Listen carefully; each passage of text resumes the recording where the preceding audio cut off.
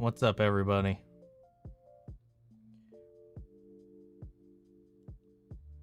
It's been a long week. Now we get a little bit of a long weekend, which should be nice, hopefully, as long as everything goes smoothly. Actually, starting to feel a little under the weather as of yesterday, so it's only seemingly getting a little bit worse, so we will see. What's up, April? Jay, Daniel's in here. Aloha. Chosen Vader. Flash 715 was good. Yes, it was. Finally, bringing Godspeed in, and he wrecked some house, man. What was it? 12 Godspeeds and 1 music.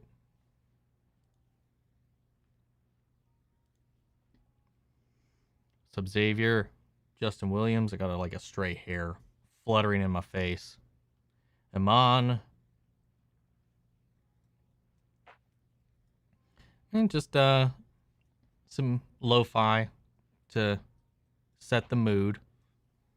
I can't even hear it, so it's literally just for filler. But it's Harris Heller's Stream Beats playlist. If you guys are interested, it's got a bunch of different genres, but this is the one that I feel like is the most smooth or chill.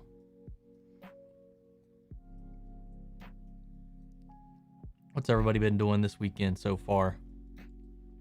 I know it's just Saturday afternoon at the moment. We had some good stuff this week.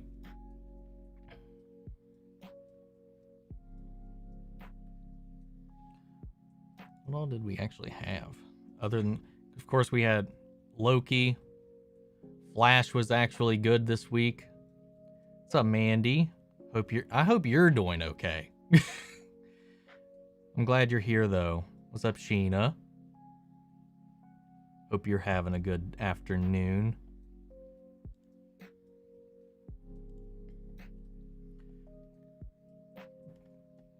No, like, it seems like I was the only person, because I checked a bunch of people's reactions this week for Bad Batch, and it seems like I was the only person that was kind of, and I liked the episode, but I was the only person that seemed to be down on it a little bit.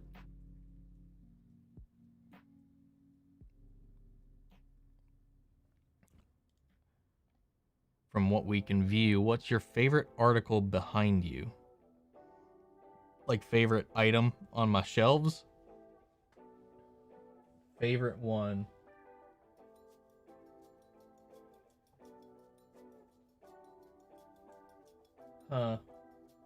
That's a hard pick. That's a really hard pick.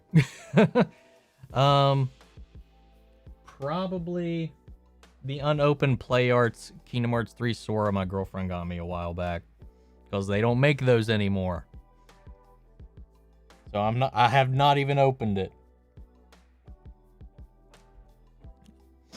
They don't make Play Arts Kais for Kingdom Hearts stuff anymore. Sad, sad, sad.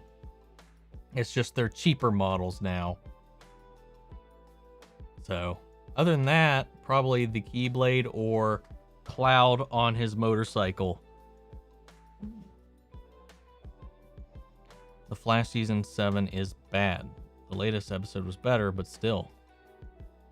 That's your opinion. It definitely hasn't been up to par with a lot of the other seasons, but I've enjoyed it overall, except for those last 2 episodes that we had. And this last episode I liked a lot. So already on my 3rd pink gin. Large, of course. Partying hard, Mandy. Go for it. You've whatever you need to do to unwind, Mandy. What's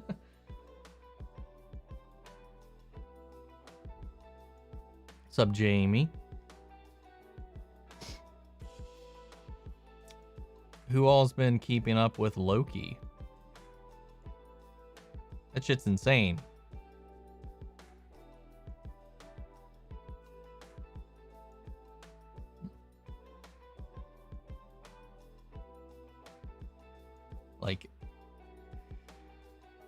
like, I'm just wondering like how that whole thing ended. It's just like, do they all go there? Like, does every variant go there, or is there like a pocket dimension for specific variants? What's up with that? And of course, I guess the trailer they released a few weeks, like 2 weeks ago, kind of spoiled the whole Mobius thing. So, unless it's a different Mobius, but like I'm pretty sure that that's going to be ours. I don't feel like we would just randomly start following a different Mobius. Yeah, I'm really, really digging Loki so far. And we only have 2 episodes left. So, like Tom Hiddleston said, his favorite episodes for all of us to see were episodes 4 and 5. So 5, I'm expecting a little bit of crazy sauce. Hopefully we get a little bit of an explanation now that Sylvie has her mitts on Renslayer. Did things my brother, like for me, Loki is kind of Legends of Tomorrow with a higher budget. Kinda. I feel like it's a little more Doctor Who than Legends personally, but I can see the connection.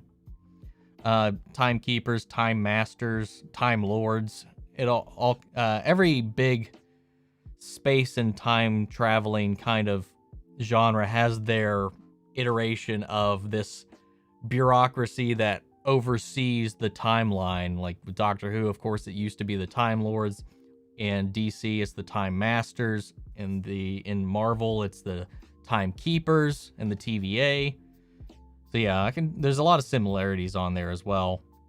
What are your thoughts on Iris returning as a speedster? I'm actually fine with it. It's whatever. I enjoyed when she was a speedster for a little bit. I'm willing to bet, though, it's temporary, just like before, and it's just due to the kids in her womb are going to give her a temporary power boost. Like, kind of how Cecile's pregnancy awoken her meta abilities, except I would imagine it'll actually be temporary. Do I think the Timekeepers are real? I feel like they may have been real at one point. I mean, obviously, what we were presented as in this last episode is like any reporting to the Timekeepers is just false. It's like a Wizard of Oz situation.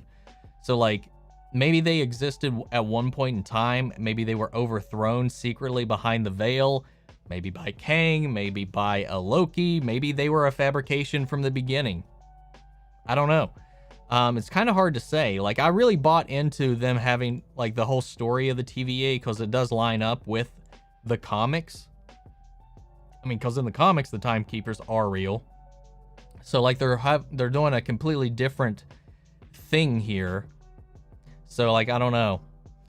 They could go... And if you guys hear these loud-ass boats flying by, like, I'm on a river, so, like, there's people out in this heat just riding up and down the river on their loud-ass speedboats. So I apologize if you guys hear that. But I don't know. I really kind of bought into it, but I could definitely see them doing something different. And because I know there's some people that are kind of disappointed that they are fake because they were interested in those storylines in the comics. It could be a variant of Kang. Some people think that Ravonna might actually be a variant of Kang, like where we have a female Loki. Maybe she's like a female Kang. We know that Kang becomes Immortus in the comics, and Immortus works with the TVA to help with the timeline. Immortus also created, in the comics at least, Immortus created Quicksilver and the Scarlet Witch. So, who knows? It's really hard to tell where things are going to go from this point forward with what they're doing in the comics or in the shows. The season of Legends of Tomorrow is pretty good. I loved episode 7. I've enjoyed this season so far quite a bit. It feels like a lot of classic Legends, and that's kind of the reason I've kind of really been enjoying it. I'm still hung up on the whole Sarah thing since, to me, my point of view, the Sarah we followed the entire time did die. So that still leaves me a little bummed throughout the following episodes, but this last episode I did really enjoy it and had a lot of fun. I think the Western episodes are always some of the better ones. So I definitely enjoy this last episode, especially Nate's whole storyline in it as well. The last episode of Loki was great. Who created the TVA? It's a good question. At first, I didn't think it would be Kang, but now I wouldn't say it can't happen. The thing is, unlike Mephisto, we know, and it has been confirmed, Kang is coming. So I don't know that we will see Kang in this, but I believe he might be alluded to, because we know Ravana's got straight ties to Kang. I mean, her ID number is the first appearance of Kang, the issued number of Kang's first appearance. She's a lover of Kang. In some instances, she is Kang. So, like, I don't know. It's a completely different situation than the Mephisto thing. So I'm pretty excited to see how that whole thing unfurls. But going along with the themes of the show, I also wouldn't be surprised if it is a grand Loki that somehow is, like, legit evil and has actually taken over everything to ensure all other Lokis fail, so that maybe his secret's not found out. I know it's pretty low on your excited for list. Do you feel differently now? Yeah, man, I definitely do. I know Loki was the one I was least excited for when all of these projects were announced, just because, like, and I've talked about this before, I felt like, and it's mostly the fan base's fault for this, that Loki had become so hyped up for like a long time. Like, there's all the fangirling, fanboying over Loki. We've got a lot of Loki focus in all the Thor films. It's almost like Loki kind of overshadowed a lot of different villains just because he keeps showing back up. And they did turn him into an anti-hero in a kind of way. So, like, he did kind of stand out in that way. But I felt like for me at least, I've been like, okay, by Endgame, I felt like, okay, Loki kind of ran his course. You know, he had his redemption story. It was fine. And then we got this Loki show announced. I was like, really, how are we going to milk more Loki? And it just felt like to me, like a ploy for, you know, just to keep that side of the fandom satiated a little bit. It felt like, I don't know. It just felt like we were going to get too much Loki. And then by this point, it's the one I'm just like, holy shit, this is so good. And I like Tom Hiddleston as Loki. I think he does a fantastic job. I was just like, what are we going to do new with this character? And holy shit, did they prove me wrong. I hear physical media is on its way out. I mean, they've been saying that for a decade now. But with this cert, which I think COVID did kind of accelerate some of those plans to deviate away from physical media, especially with the investment in streaming services.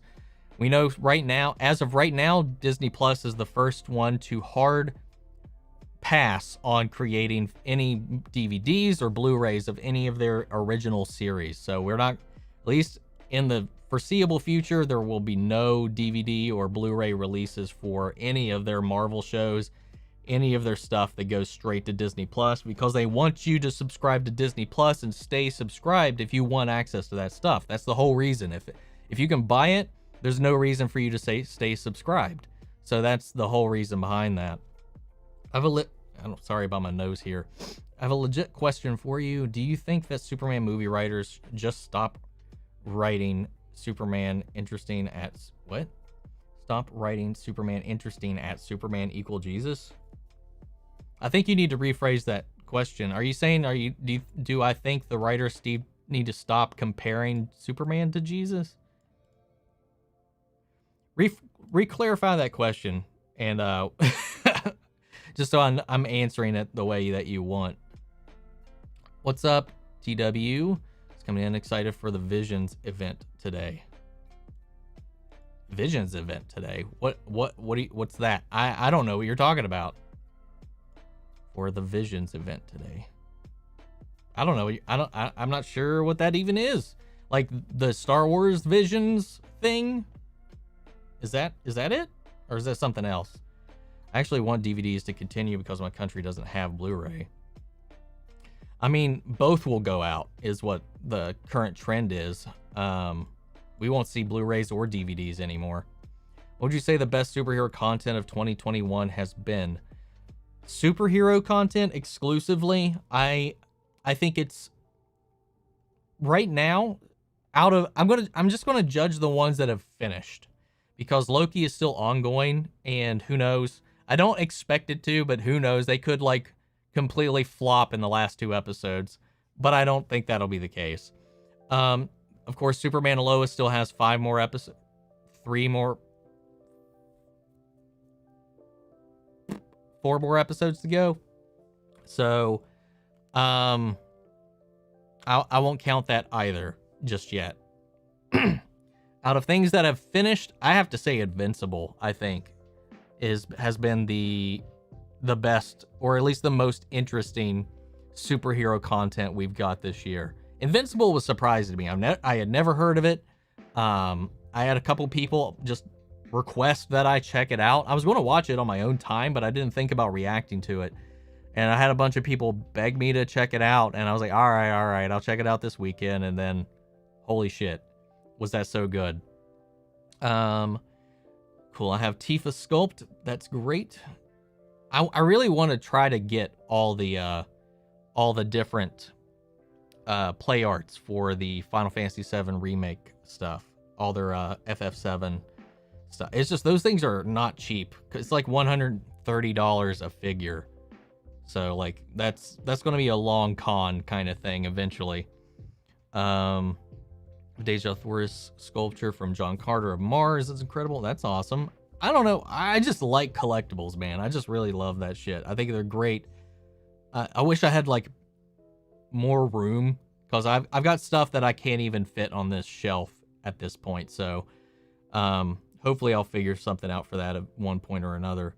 My all-time favorite of mine is the Frazetta signed by Conan. Oh, that's cool. What's up, GX? I'm doing all right. A little under the weather, but pushing through. Did you hear they canceled Lovecraft Country? I did. I didn't watch the first season, but I heard there was some controversy surrounding that show. So I don't really know much other than it was kind of obviously, as in the name, Lovecraftian themed. So I don't know. I hadn't checked it out. I heard good things about it. I heard some not so good things about it. So it was never really on my radar as something I wanted to check out. Thank you for the super chat, John Fisher. Love the channel. You put out quality and timely reactions while working a regular job. It's a true testament to your work ethic. Thank you. Hashtag restore the Snyderverse. I agree with that. Definitely. Thank you. Thank you. Let's see. Where was I? We finally got some fight action for Flash 715. Yes, we did. And I as far as fights go in the Flash, like, it's been a long time since we've seen a speedster on speedster fight. And I know there was this point in time where we were like, God, can we get a villain that's not a speedster? I remember those days. I remember being like, can we get an interesting non-speedster villain? We've had back-to-back speedster villains, and it's just like, every time they've done one, they've just failed at making them consistently interesting. So whatever. I'll take a speedster villain every second of the day, because it's really like, when it comes down to it, another speedster is, when you think about the fights and the concepts of the Flash, it's really one of the few things that can actually go toe-to-toe with him. The Thinker was close, but they just didn't conclude that arc really well. I really liked the DeVoe arc all the way up until how they won. And then Cicada started off strong in the first 5 episodes and then just like spiraled into repetition. Can't believe the Flash season 7 is almost done. Time went fast. Yeah, it really feels like this season hasn't been on for that long. But yeah, we only got 3 episodes left and the season's over. I'm really excited for the 150th episode, because it's going to be, we got a lot of familiar faces showing up in that one. Star Wars Visions is having a panel at Anime Expo Light tonight at 6 p.m. Eastern Standard Time. Oh, that's cool. I didn't know that. Hopefully we get some cool news from it. Maybe a trailer. I doubt it, but that would be cool. Is anyone here a Conan fan? I've honestly never watched any Conan media. Like, I know about the Arnold Conan stuff and some of the notable moments and lines from it, but I've never actually seen or read anything Conan related. Invincible was incredible. I agree. Richard E. Grant's probably the OG comic. I mean, he's credited as classic Loki. That is his name in the credits. So take that as you will. By that, I mean the amount of Jesus imagery movies keep using for Superman. I would isolate that to really just Snyder, because the Snyder Superman films are the only ones that have really, really leaned into the Jesus imagery. The Christopher Reeve stuff didn't really do that. None of the other Superman media really dive into that. Superman Lois, Lois and Clark, Smallville, none of those really dive into that sort of imagery. While there are parallels that you can make, and that they've even done it in the comics before, Snyder really likes his imagery and his symbolism and stuff like that. So like, that's the direction he went. That's the direction he leaned into, and he was never subtle about it. So that's, I mean, if we're getting Superman from this point forward without Snyder, sad as that might be for a lot of us who liked that new interpretation and what direction that could go in, I don't think you'll see it. Because him and Goyer were the only ones that really leaned into that imagery.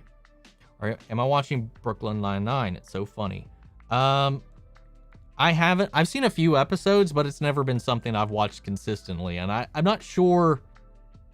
Like, it's made me laugh, but I don't know if it definitely didn't feel like something I would love to binge. I don't know. I enjoy it. Girlfriend likes it way more than I do. She's watched a shit ton of it.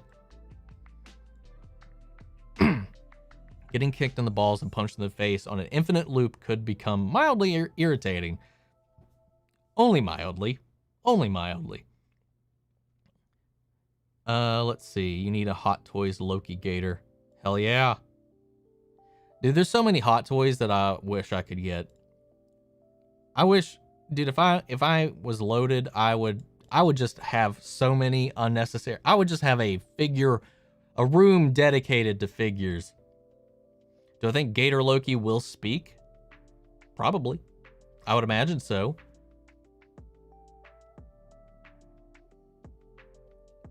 Damn, Daniel.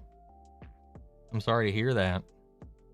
Yeah, my mother had cancer, but fortunately, not unfortunately, fortunately, she was able to beat it. However, beating it came at pretty big cost, so living has been really hard on her. But she's still around. I'm really, really sorry to hear about that. Without spoiling Breaking Bad, what would you say? And my prayers go out to you for your dog and your brother and all of that. You've been having a really hard time, Daniel, and my thoughts and prayers go out to you, buddy.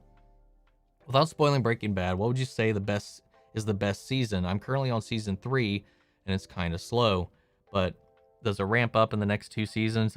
You have no idea, dude. Holy shit. Yeah, I think the slowest burn season for me is season 1 and 2. Season 3 will pick up. Season 4 is some hot shit. So, and then it's just Breaking Bad, I will forever say, is the closest to a perfect show that we've ever gotten. That's my opinion, and I will stand by it. Better Call Saul is even a really enjoyable show, so once you finish it, I would definitely recommend Better Call Saul, and definitely checking out El Camino, the Breaking Bad film that follows up after the end of the show. Good stuff, man. Good stuff.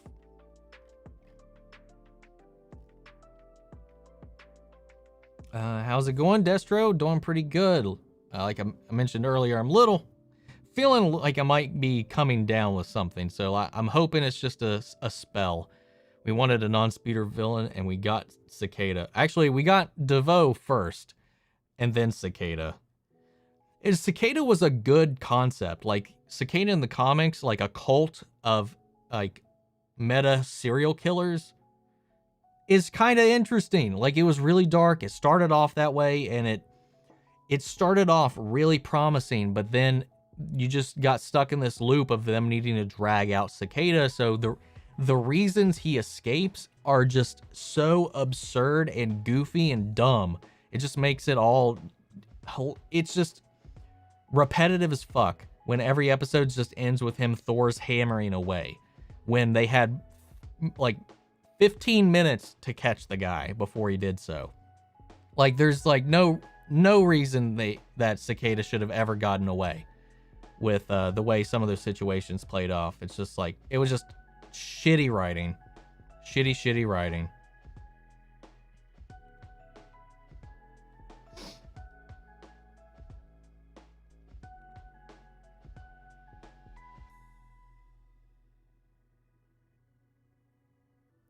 Yeah, it looks, yeah, I don't remember any Jesus imagery in Superman Returns, but then again, it's been many a year since I've watched that film. But yeah, the rest of the ones you're crediting are Snyder, and that's just Snyder doing Snyder stuff. It's definitely not all Superman writing that does it, though. Iris will be a speedster in the finale. It was confirmed. Yeah, I think she confirmed it in an interview the other day. That's fine. It's fine with me. Brooklyn Nine-Nine's a good bub. I know it's good. It's just like me. I don't know. Like it's good. It's good. I'm not saying it's bad. It's just like I don't think I could just sit down and just watch it all day, unlike some things that I am more keen to.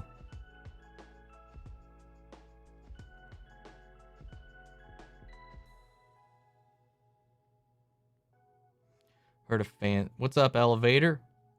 Heard a fan theory that said Earth 89 will explode in the Flash movie, and that's why Keaton may go to the DCEU. Oh, I hope that's not true. But it does seem like he is way more prevalent in the film than we kind of thought. And if he comes and seeks refuge in the DCEU, if something like that happens, that would just be, I don't know how I'd feel about that. What's up, Yuvraj? I hope I said that even remotely close to being correct. Love your reactions, bro. Discovered the channel during The Mandalorian Season 2. Also, your post-reaction discussions, theory sections are so great. Wow, somebody that actually sticks around. Thank you. Most people just click off as soon as the reaction's over. I'm glad you enjoy that. Sometimes I feel like I just kind of ramble, and sometimes I devolve into nonsense. Much love to India. Thank you, man. Do you think we'll see Mobius on a jet ski in Loki? I hope so. The man deserves a goddamn jet ski. That's all I'm going to say. Azadenke, thank you. Hello. My last message was to Daniel's Hot Topics. Yeah, so when we see Loki was erased with the staff and the TVA hold, they do not get erased. They're sent somewhere else, like a Loki cosmic closet, if you will. Yeah, I don't know. I feel like there's like, they don't actually erase anything. Maybe they don't actually have that power. So what they do is the stick time travels them to like a dead universe, like a dead timeline, like a timeline that is just died. So like I'm like maybe like the end of time, because I mean there's been many superhero villains that have been, the only way they've been defeated was by trapping them at the end of time. One of which that comes to mind is Doomsday. One of the times Superman had to defeat Doomsday, he just traveled him, knocked him to the end of time so that he just would die for all eternity as the universe collapsed. So maybe it's something like that, Doctor Who style, the end of the universe, so that they can't come back. I don't know. It could be a pocket dimension, but I have no idea. But I'm sure we will find out pretty soon. Funny thing is, showrunner for Flash Season 5 is the Superman and Lois showrunner. Really surprised me. Thing is, too, that I think is really cool is, like, what I think is probably helping the show quite a bit is that they were very adamant about making a show that can compete with other streaming services' premium content. Since they're partnered with HBO now, that's kind of their direction that they're evolving the shows forward. And that's one thing I'm really hoping changes in the subsequent seasons of the current Arrowverse shows. But right now we'll just kind of have to see how that plays. There's like a more attention to detail being put into that as their first foot forward into this new deal they have with HBO. Now, HBO's not paying for it, so I'm going to go ahead and like say that they're not paying for it. They don't pay for that show. So CW is fronting all of that, though HBO's got the rights to the show when it moves to streaming, however, so there might have been some reciprocation in that, but the budget and all that still comes from the CW. However, the writers they have on it I think that's what's really been making the show really strong, is the writers that they have in the writer's room that are bringing these characters to life and writing good stories.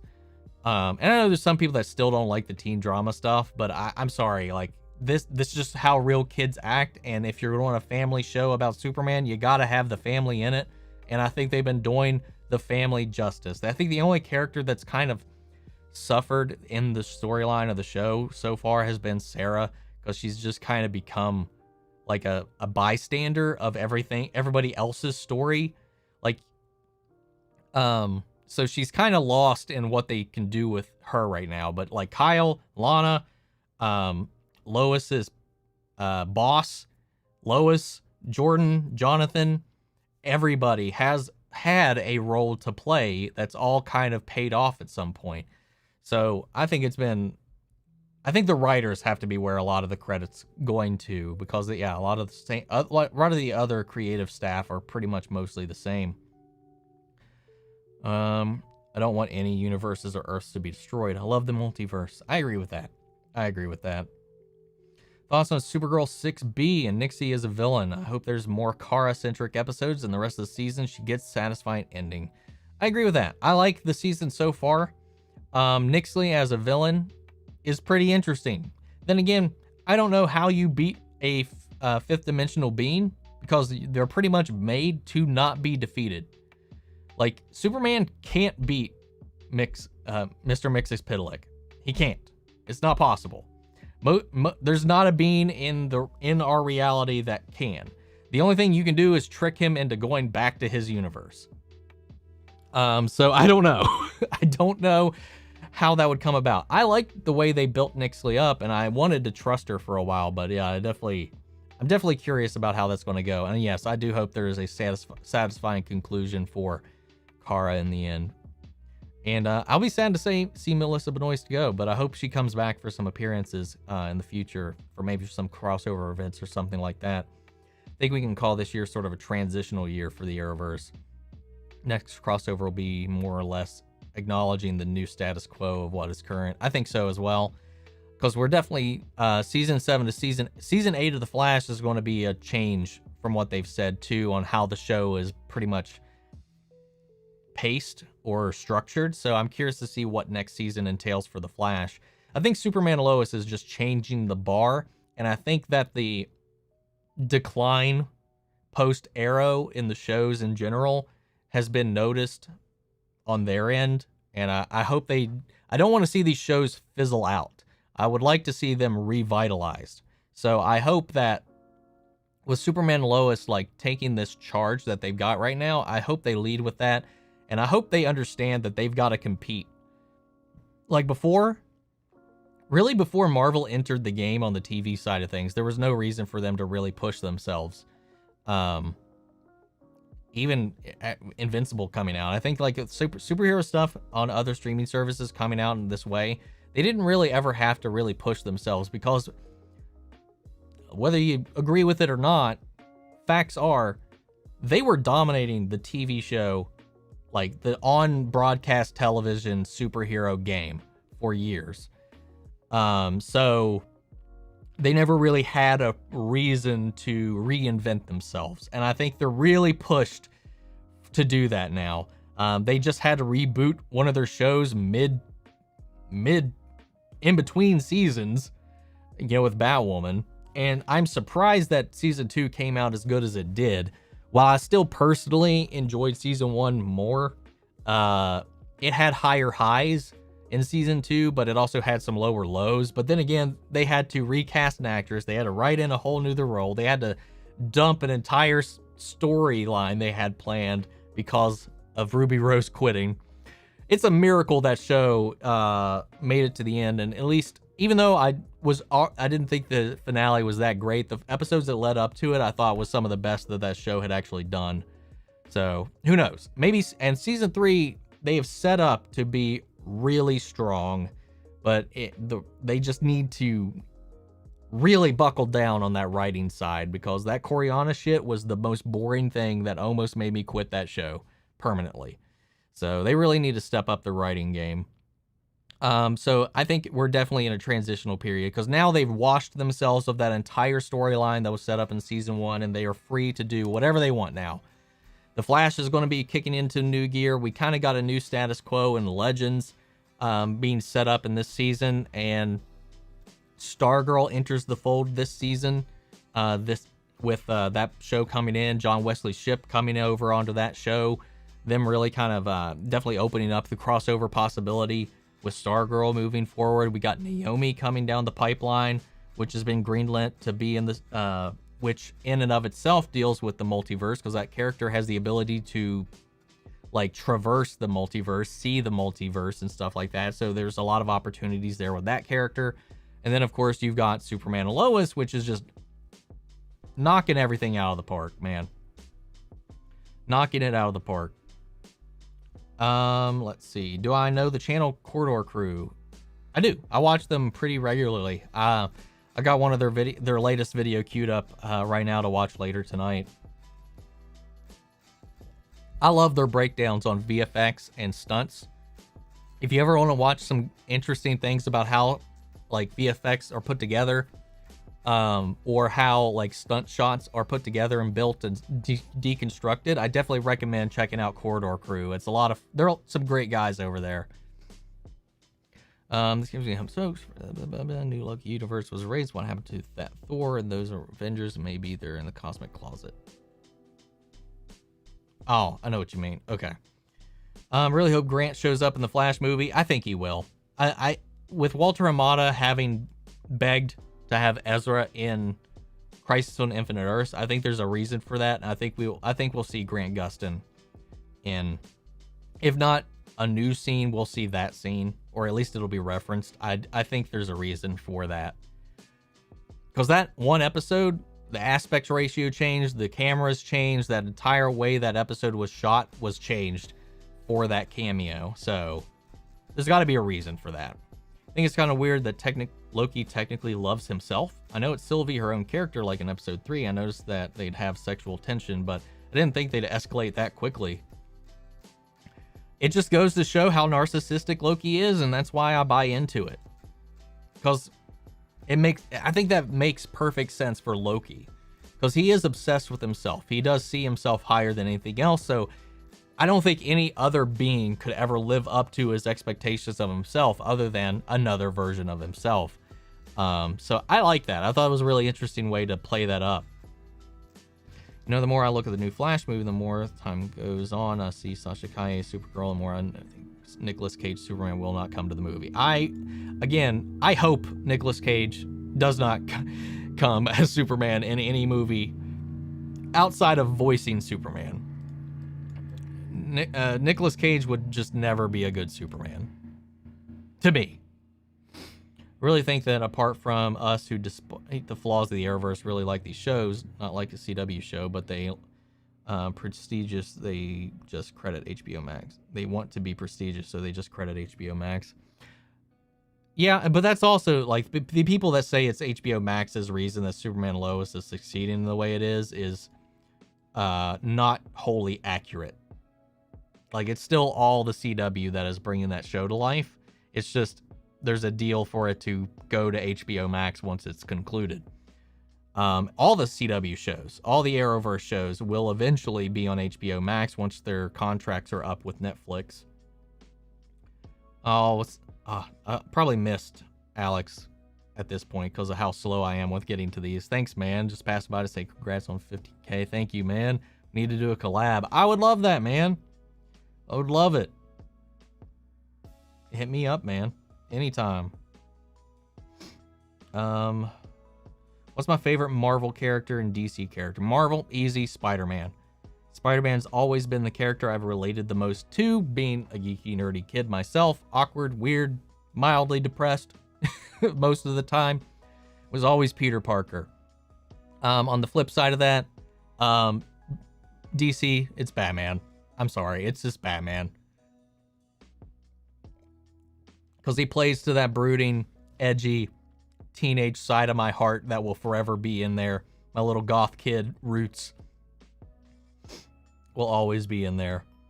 From what I read and heard from Hell being in the first season as a standalone season whose major connection to the rest of the Arrowverse is John Diggle. He says the season 2 is more connected to the rest. That would make sense, and I'm curious to see what John brings into the next episode, what Dig's going to bring in the next episode. Because that's going to be really interesting to see how they actually open up.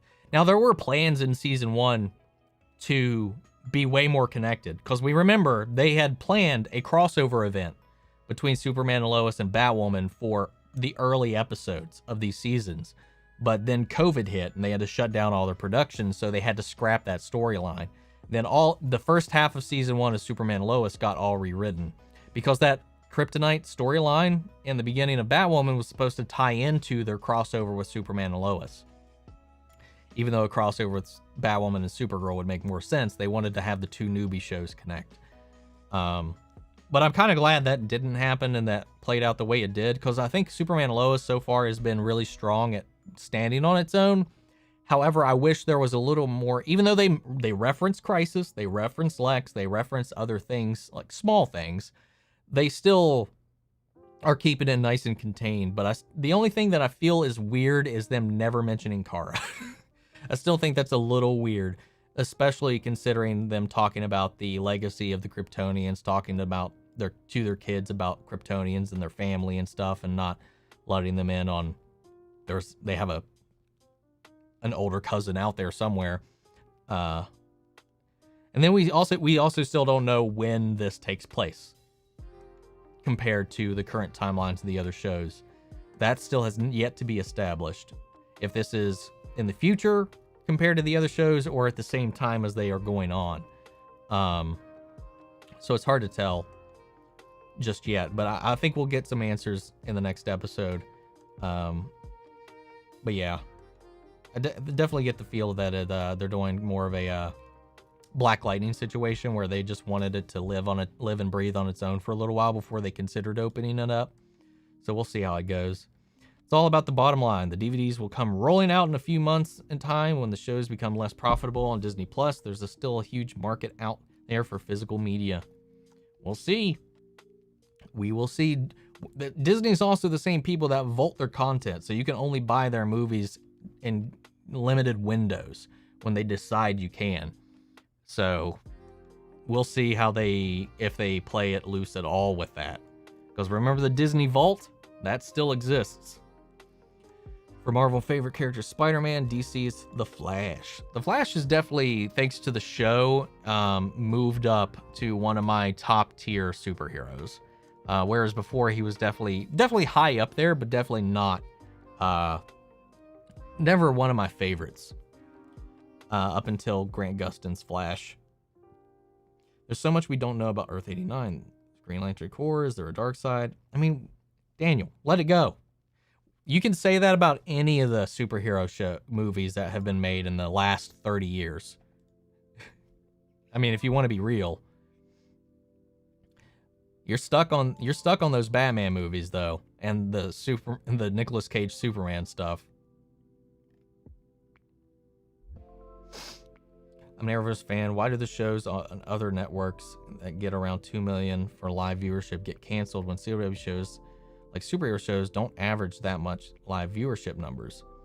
Because their live viewership isn't where they make their money.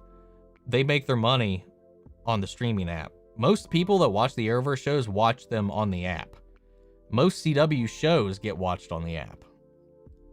Their live viewership numbers are not as high as their streaming numbers. It's just, there's no feasible way it could be.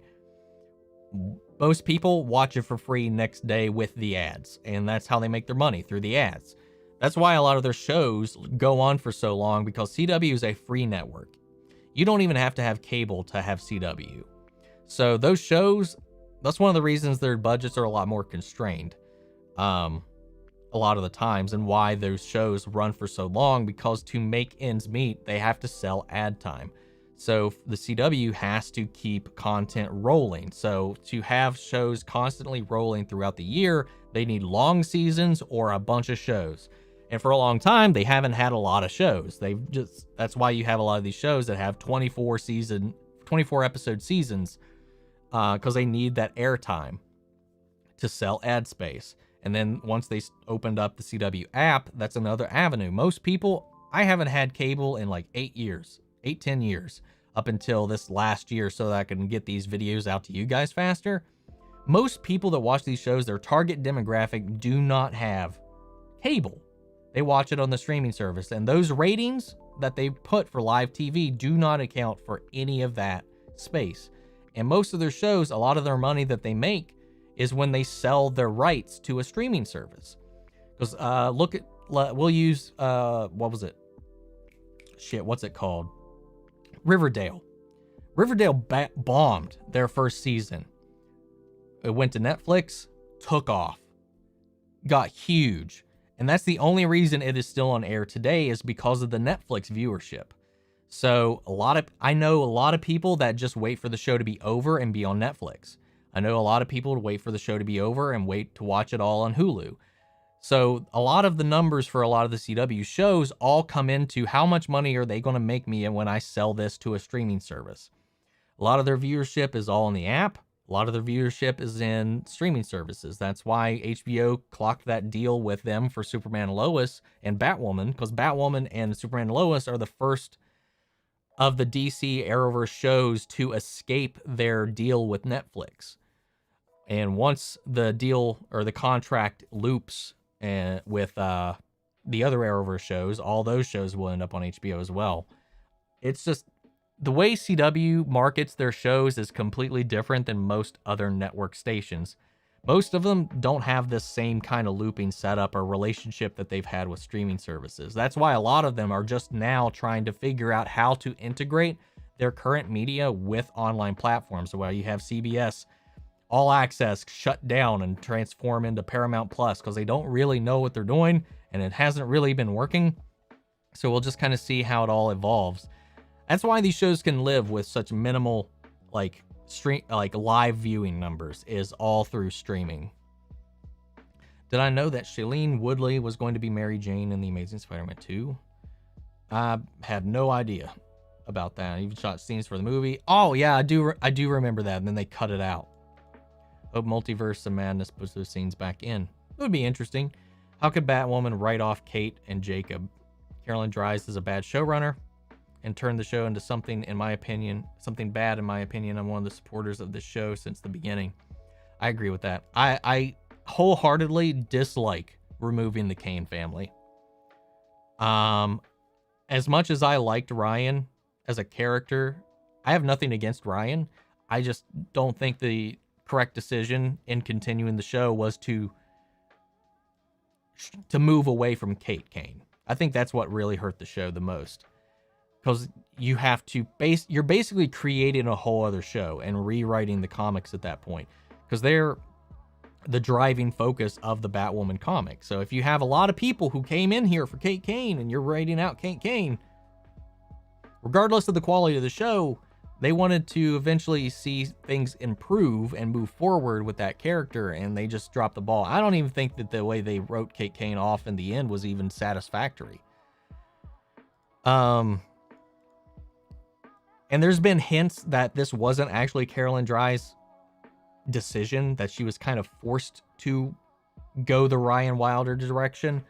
So I don't know. I don't know where the blame should go, but the most obvious place is the showrunner in most situations. And I disagree. While I enjoyed a lot of what they did in season 2, I still don't feel like it had as much connection as the first season did. So I don't know. They are basically transforming it into a wholly different show. I don't know.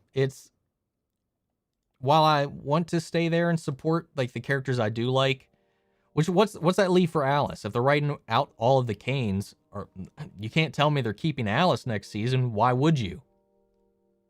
Doesn't make any sense. Kate's a goddamn paragon, for Christ's sake. She helped build the world they even live in, and you want to write that character off? It's just stupid. Again, I like Ryan, and there was a way you could have had both of them on the show. They just I guess weren't competent enough to really make it happen. I don't know. Spider-Man and Batman have always been my favorite heroes. My favorite of all time is Spider-Man. I'm going to go with Batman because Batman, like in most DC characters, I just feel like they're like the thing you want to look up to, kind of, whereas the Marvel characters are more the ones you relate to the most. So in that way, I don't know. I could go back and forth with that on most days, but I think Batman most consistently is my number one. I think I'm officially done with Batwoman because we know Kate finding Bruce won't be a storyline for season 3. I almost don't want to react to it next season. Like, I'm pretty sure I won't. I'll probably keep up with it and maybe I'll do like reviews for each episode or wrap-ups. But I don't know. Because I said, like, at the beginning of this, I really only want to see what they do with Kate's storyline going into season 2. And depending on how that was done, will I stick around for more? And honestly, I don't like what they did with Kate. She has some cool moments in there, but the end of her story was dog shit. So, I don't know.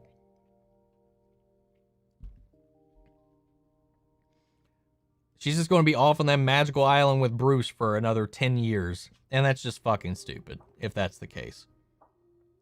Thoughts on the upcoming movie Shazam 2. First one was my absolute favorite of the DCEU. Shazam 1 was phenomenal. So good. And I'm really excited for Shazam 2. A little disappointed, at least from what they're saying right now, that still won't really show much of a connection to the universe. Again, they're shying away from that as hard as they can. So, I don't know. I'm really looking forward to it. I'm a little mixed on the new suits. While I like some of the changes, there are some elements of them that look a little cheap, but I'm excited to see them in action. Shazam was a beautiful surprise, and I really like that film. So, I'm really looking forward to what they do with that moving forward. New Gossip Girl reboot from HBO Max is having special simultaneous release on the CW. It really is prestigious. Why are they allowing CW to have that?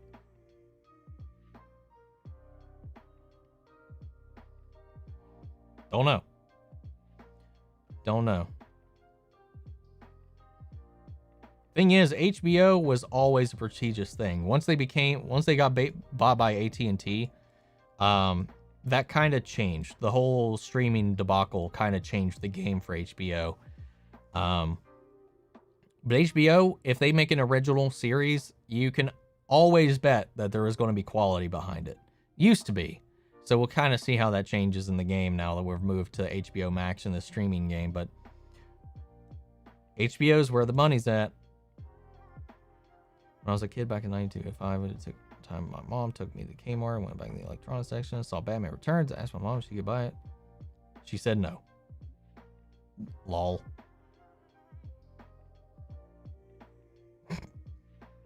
Gosh, Daniel, you and those movies, man.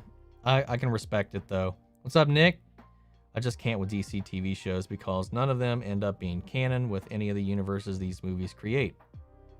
That's called the multiverse. That's why I love DC Comics and the animated movies, but I can't subject myself to unaligned TV series.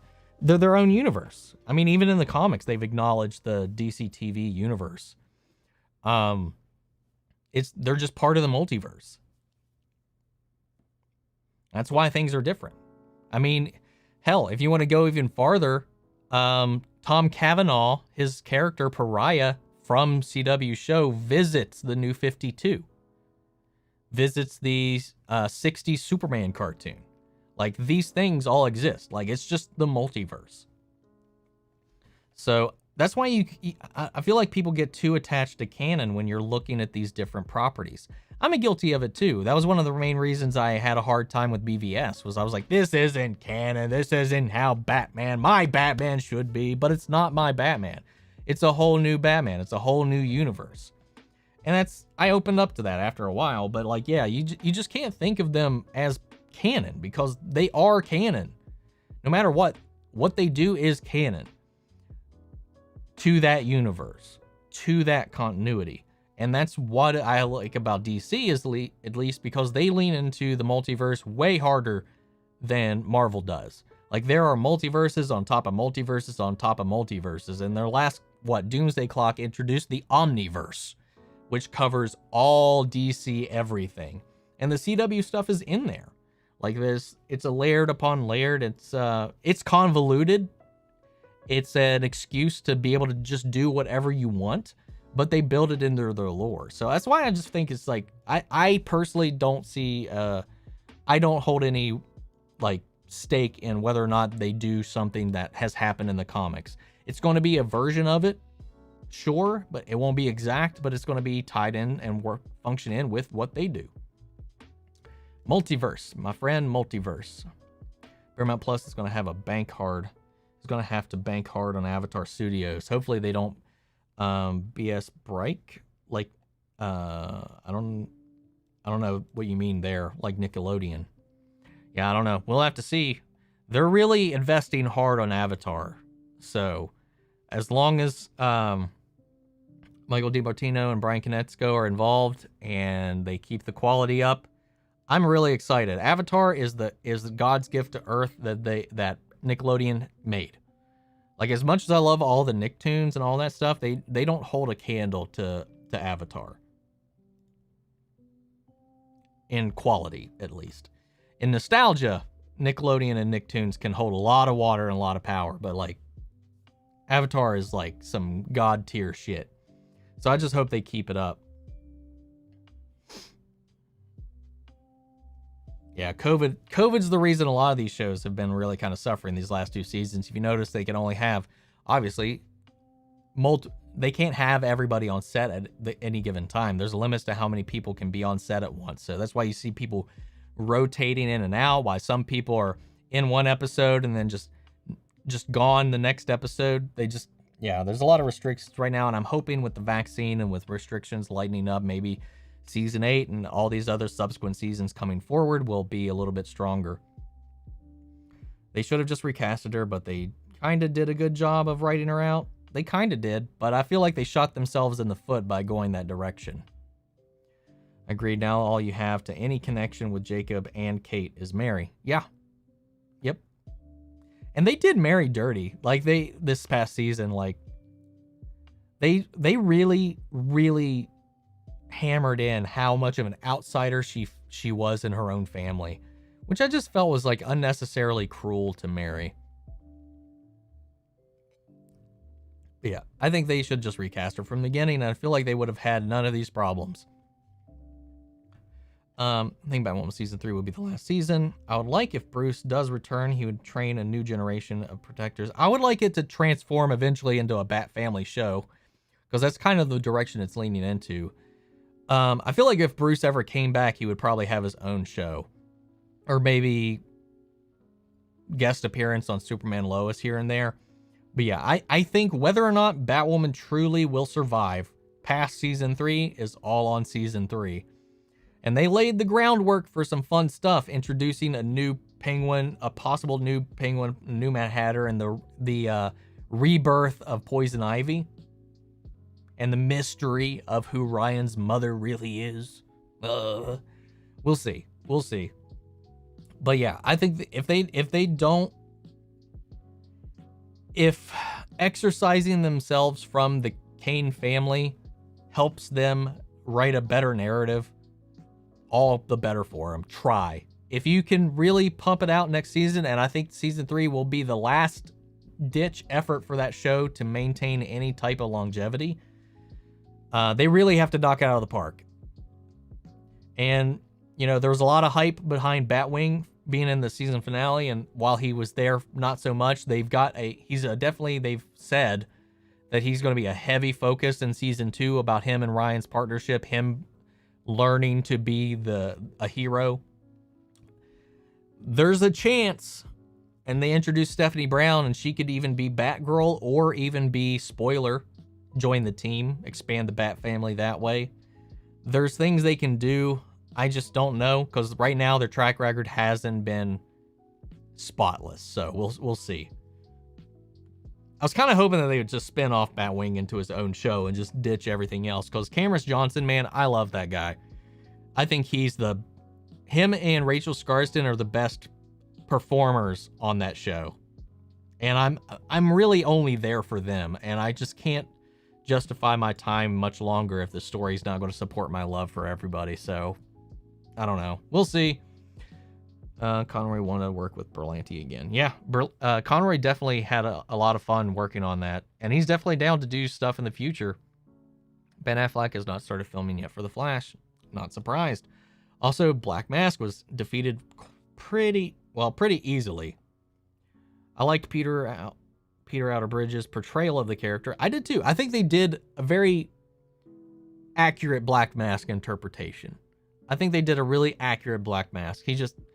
The finale was rushed, so he didn't really go down well. Can't wait for the Batman of the Gotham PD. I think that's going to be a fun show. I can't wait for that either.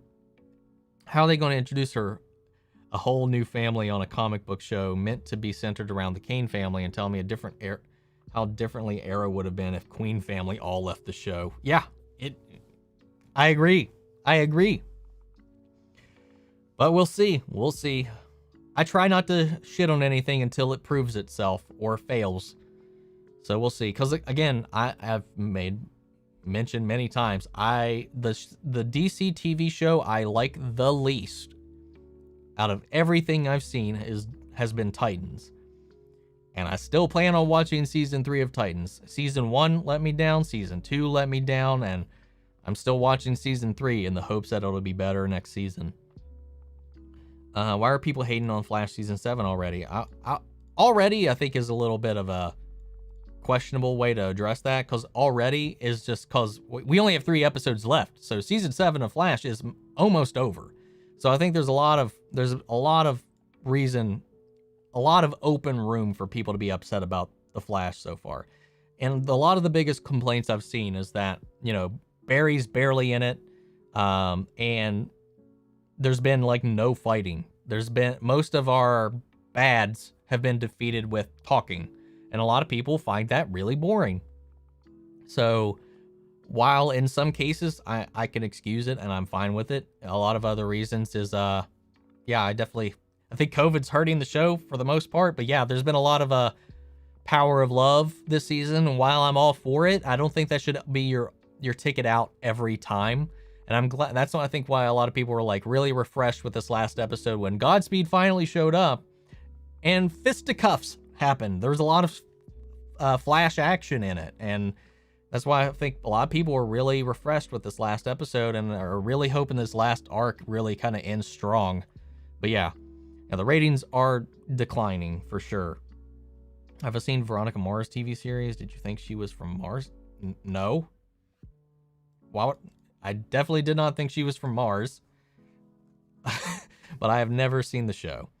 I'd love to see a Young Justice show on the CW, to be honest, because I got into the animated series, really like it, and they have most of the characters as well already established. Agreed. They also kind of, in Black Lightning, set up the Outsiders, but then they dropped that storyline completely in season 4. Dropped all those characters in season 4. We never saw Brandon again. So I don't know why they did that, but maybe because it was the final season, they just wanted to focus on the Pierces. I can ride with that. I can understand that. But yeah, don't know. I would really like a Young Justice thing, and that's kind of what I was hoping Titans would be. But they decided to do this whole edgelord thing that doesn't make any sense. And while there are some things that I do enjoy about it, overall I just can't take it seriously at all. Seen the new iCarly revival. From what I've seen of it, I really like it. Nickelodeon has been notoriously known to have screwed them over on Korra. Oh, yeah. Yeah, I remember that. Yeah, Nickelodeon sabotaged Korra after a while. They had no idea how to market it. They had no idea where to put it in their time slot. They basically killed the show once they moved it to their web service only. So yeah, definitely. Like how the DC explores the multiverse, and at the same time, they really overcomplicate it sometimes. Yeah, they do. But I'm fine with it. Wallace Day was such an amazing Kate for literally like 5 minutes of screen time, and that kiss with Sophie had so much chemistry just to be wasted. Sorry for this Batwoman rant. It's okay, man. I understand the frustration. I definitely lingered on it for a few days where I was like, God, this pisses me off. Did I like the Stargirl season 2 trailer? It was okay. I didn't like the edit, I didn't like the song choice, and I didn't like the pace, because it just didn't get the blood pumping, I want a trailer that gets me excited. while there were some cool things in it, some cool imagery, and I am really excited to check out season 2 of Stargirl because season 1 was so strong. The trailer wasn't great. What's up, Jason? Smallville is way better than Superman and Lois. Nah. I think people have more. It is way too early to say, but I have to say, like, you're blinded by nostalgia if you think the first 9 episodes of Superman and Lois are worse than the first 9 episodes of Smallville. Smallville over time has definitely built up a level of nostalgia. In a lot of ways, it does not hold up when you go back and rewatch it. And Superman and Lois hasn't even finished its first season, so it's hard to compare. Also, Smallville doesn't even have Superman in it. So it's not a 1-to-1 comparison. Like, Smallville's an origin show. Superman and Lois is a show about Superman. And I love what I've seen of Smallville. I haven't watched every episode. I've seen most of it. But, like, they have the best live-action Lex Luthor, though. Michael Rosenbaum is, hands down, the best live-action Lex Luthor that we've had, in my opinion. And I like Tom Welling. I love his portrayal, but the show is more soap opera-y. And people complain about the whole soap opera stuff and the teen drama and all that jazz, and that's most of what Smallville is. Like, there's a lot of rose-colored glasses when people look back at Smallville. But it's just as flawed as any of the current shows, so. And I love it. I'm not hating on it. I'm just saying, like, people need to, like, take off the nostalgia goggles sometimes and revisit some things. That chick from Smallville was in a cult. Yeah. I saw that the moment it was Allison Mack. I saw that when that whole thing happened when she first got arrested.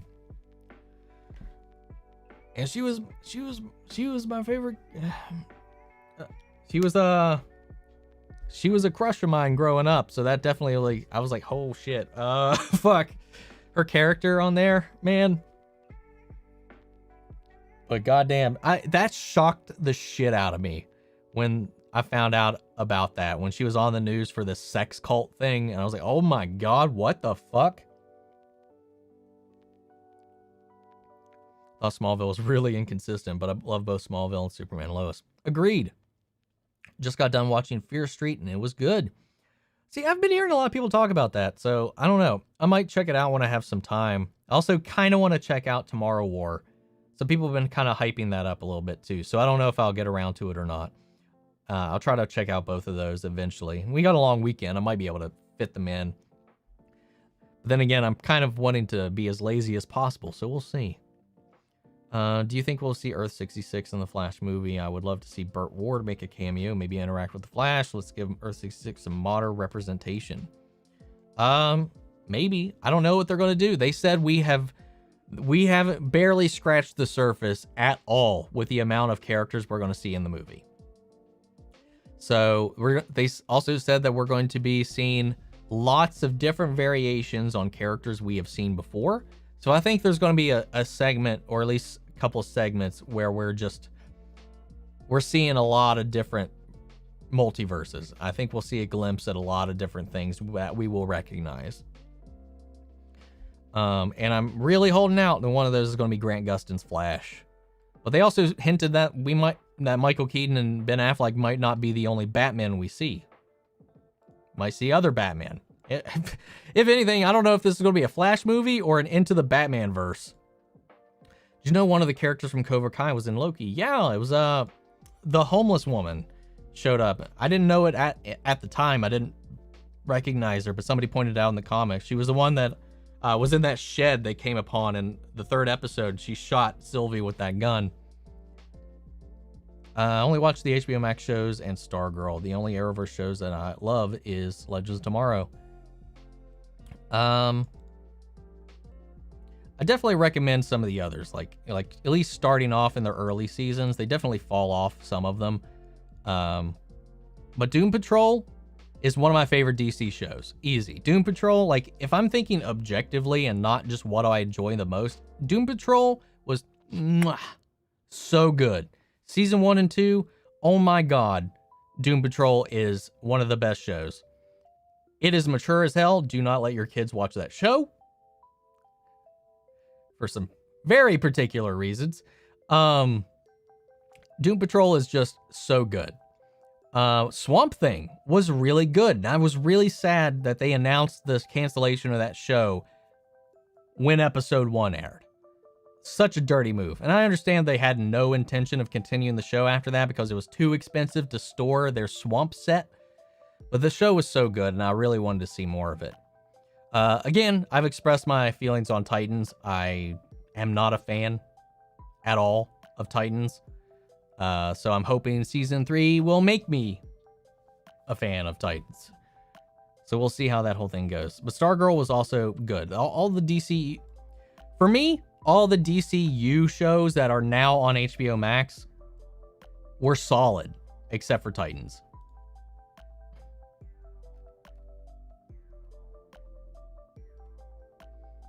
Find my place again because the chat fucked up.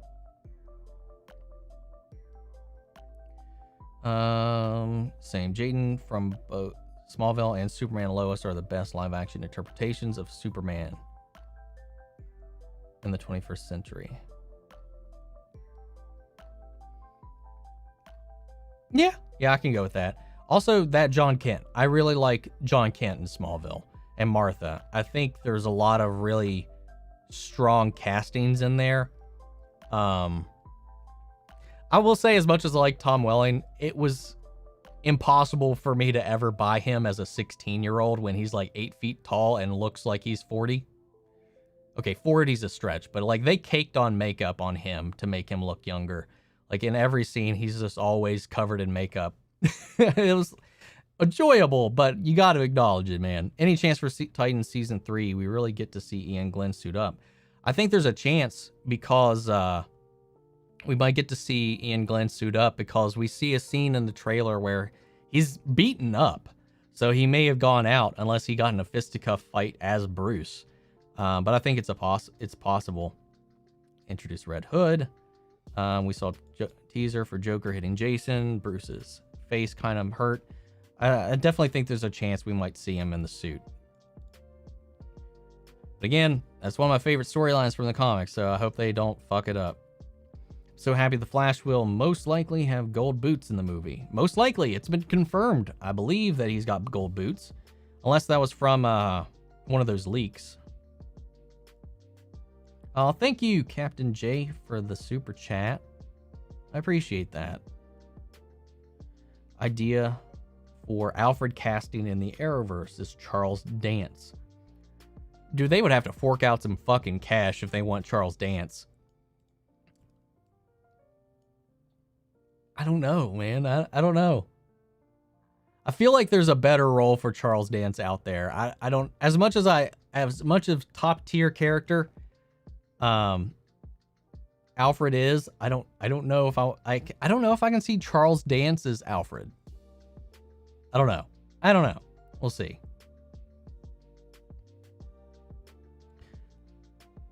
What do you think about Bart Allen and his entrance on The Flash? About how Bart Allen will make his entrance in The Flash. Well, we already know. Well, I don't know if everybody knows, and this will be spoilers, so if you want to shut your ears for a second. From what I've heard so far, they are making Bart Allen and Nora Allen the Tornado Twins instead. Like, instead of him being Barry's grandson, he will be Barry's son. And he will be brother and sister with Nora. That is rumored. I don't know if it is confirmed. So I don't know. And I know some people won't like that. I'm whatever about it because I never really invested myself too much in the Tornado Twins to begin with. So I'm fine with whatever they do with it, just to see what they do. So has Flash Season 7 gone to the multiverse yet? No, they have not. Do you think Naomi will be on Earth Prime or another Earth? Good question. Since she deals in the multiverse, she could be on another Earth and it not really disrupt anything. But I'm also not sure how that show will be structured. Of course, I'm excited to see Ava DuVernay do a TV show set in the DC universe and on CW, which is strange. Like a big top tier director like her doing a TV show for CW is interesting. So I'm curious to see what they're going to do with it. I don't know what they're going to, like, how they'll structure it. I don't know how the multiverse is going to play into it. She could easily be on Earth Prime, but if it plays with the multiverse, they could have her on any other Earth and it'd be fine. But I'm willing to bet it will probably be another Earth. I'm so happy I stopped watching Batwoman. I can't blame anybody that stops watching it. The only thing I get tired of is people who bash people who still watch it. Love that you do these live streams with your viewers and just answering our questions, interacting with us is a great part of it. Thanks for doing these. No problem, man. Like, it's a lot easier than me just trying to drive a topic myself. I'm not good at thinking on the top of my head. Smallville was about Clark's journey becoming Superman. Superman and Lois is about them navigating the hero's life while being parents. Very different shows. Exactly, Junta. That's why it's a little hard to make a comparison between the two. But if we're talking purely cinematics, quality writing, right now Superman and Lois is way more consistent than Smallville, no matter how you look at it. And again, I like Smallville. I love Smallville. But nostalgia plays a big part in memory lane. And even so, like when you revisit something, you can still find it flawed, but enjoyable. But if you're trying to be objective, you got to kind of like take a step back a little bit. Because a lot of things I love and a lot of things I enjoy are definitely flawed. I can admit that. Definitely admit that. COVID, also Crisis. Crisis is a great idea on paper, but then you have to pick up the pieces afterwards. Showrunners dropped the ball on most of the shows. Crisis ruined everything. I don't think it ruined everything. I think the showrunners just didn't commit. Because they also dealt with the doppelganger situation in different ways. Like on Batwoman, you had Alice's doppelganger arrive, and then they did the whole two can't live on the same Earth, so that their brains were literally melting because there were two Alices on one Earth. Yet over on Supergirl, you have a bar full of refugee doppelgangers that are just stranded on this Earth. They're all fine. Nothing's happening to them. You had 5 brainies. Nothing happened there. So there was just a lot of inconsistent handling of Crisis. Had they followed through with it, had the showrunners went with it, it could have been interesting. But yeah, it just became a hiccup in the storyline after a little while because they just didn't commit to it. And it was the easy out for them to change whatever they wanted to change. Retcon anything they wanted to retcon. New Earth! That didn't happen. New continuity. Anything that fans didn't like, there was the prime opportunity to just hand wave it away, pretend it didn't exist, change your story, fill something out. It was an easy mulligan to do something fresh, and a lot of them just continued their shitty storylines. They are making a Smallville animated series. Hope it will be canon. I mean, it's a Smallville series with the original people. It will be canon, and we've talked about it, Daniel. I mentioned that before. And canon to Smallville is the question. That is what it'll be. But if it's the original people, original writers, everything, of course it's going to be. The question will be, will it nullify the comics, the season 11 Smallville comics, which I've read a lot of. I've almost finished those. They're pretty crazy. Pretty crazy. So just depends on where it picks up and what it does. So who knows? But I mean, of course, if they make more Smallville content in that way, of course it'll be canon to Smallville. That being said, one has to go. Mohawks, mullets, or man buns. Mullets can go away, please. I've seen Fear Street and Tomorrow War. They are worth at least one watch through. It's good to know, at least. Imagine Clooney Batman. I have. He's got nipples. I think Robert Pattinson from Twilight movies was a perfect choice for the new Batman movie. I think Robert Pattinson's a fantastic actor. and I think he will do great in the film. I just hope the film around him is also good, and it's shaping up to be good. So I'm excited to see what they do with it. Once they casted him, I was like, no, not my first choice, but I'm down for it because he's a brilliant, brilliant actor. People just always think of Twilight, unfortunately, when they think of him, and he's done so many better things outside of Twilight, and he hates Twilight, regrets Twilight, so move past it. I like watching Twilight movies, man. They're terrible, but they're fun watches. I tried to give them a chance, they just don't appeal to me. Fair enough. If Lego Batman doesn't appear in The Flash, just burn the movie. That's so funny. I'm 14, I love Doom Patrol. You shouldn't be watching it. Have I seen the Forever Purge? I haven't seen any of the Purges all the way through, so that's one of the reasons I have not seen the Forever Purge. So I'm figured it would just kind of be, I don't know. I don't know. The concept was there, but then it just became another thing they ran into the ground, and I feel like at this point, like I haven't started at the beginning, so I just didn't feel to jump in the latest movie, so I don't think I'm going to see Forever Purge.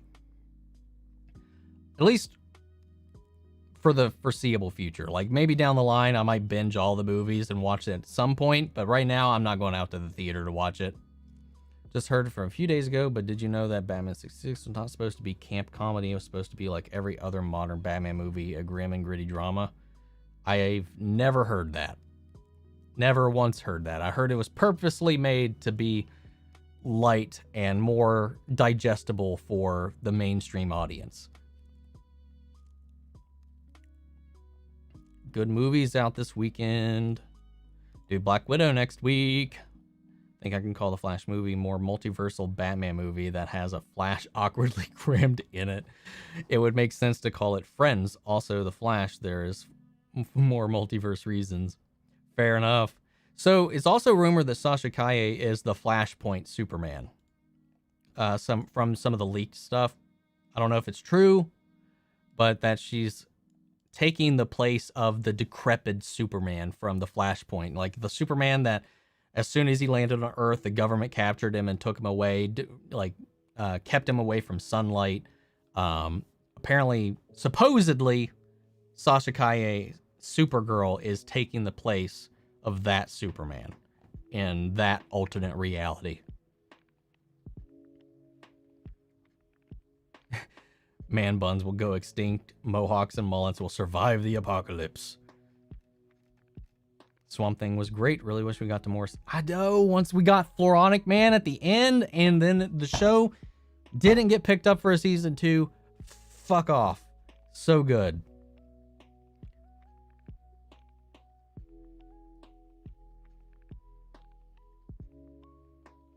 Is there such a thing as a reverse mullet? Wouldn't that just be like really long bangs, and wouldn't that just be emo kids? Bought Tom Welling as a teenager. How?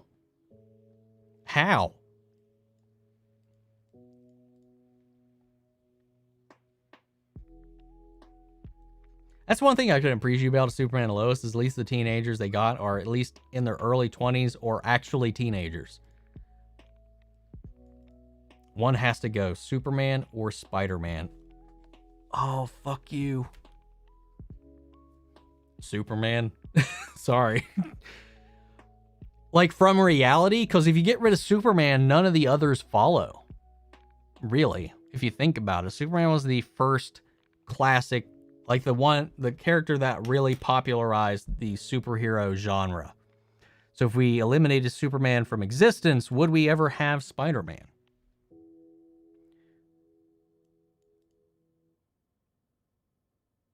But if we're saying like we had to never have a Superman movie ever again after this point, or never have a Spider-Man movie ever again after this point, what would I go with?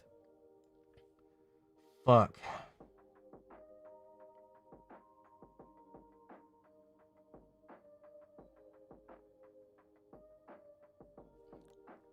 I'm gonna have to get rid of Superman. I don't know. Because I just feel like also, I think that's an easier choice because I feel like people just, aside from on TV and animated, people just can't figure out how to make him work on the big screen in a way that pleases the most people. 10 and mini, so 64 mini is next in line. Hopefully it has some decent games in it. From the Batman trailer, love Pattinson as Batman, but I don't know about how he'd do as Bruce Wayne. Actually, I think I'd buy him more as Bruce Wayne. So, he does have a little bit of an emo over a little bit, but I'm down for it. I bought him in both in the suit, and out of it. So I'm curious to see what they do with it. I'm keeping Spider-Man. He's the life of the party. GX, why you just keep dropping D's nuts in here every now and then? Get your nuts out of my chat. Yeah. Hi, I watched Hell's Babyface and Thor's Unlimited and Mauler, and I just want to say that Batwoman is the worst show ever. My question to you is, what's your opinion on tokenism and race swaps of heroes? I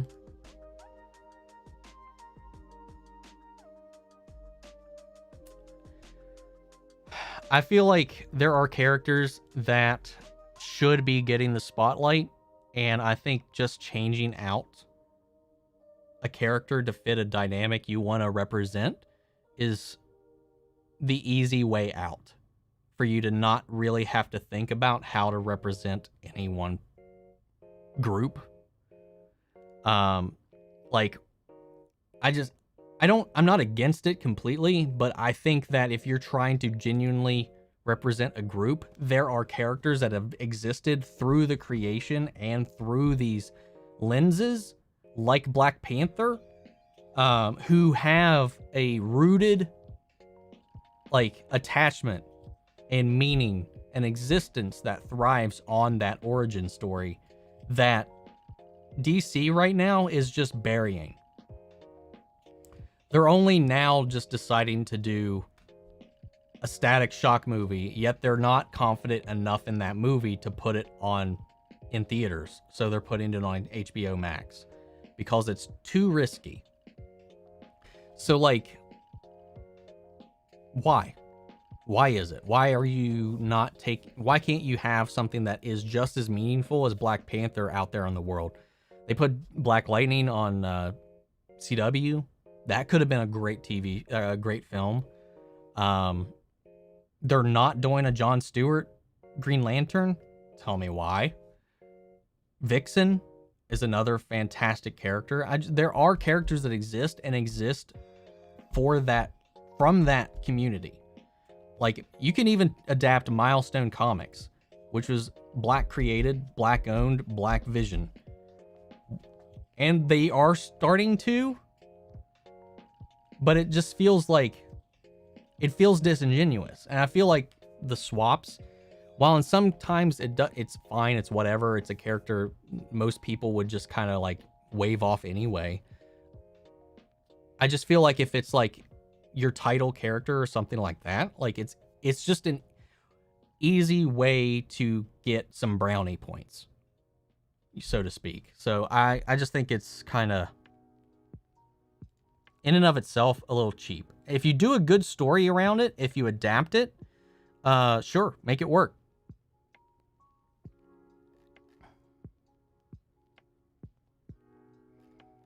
But I'm not immediately against it unless they don't bring a good story with it. I feel like the reason is everything when it comes to doing something like that.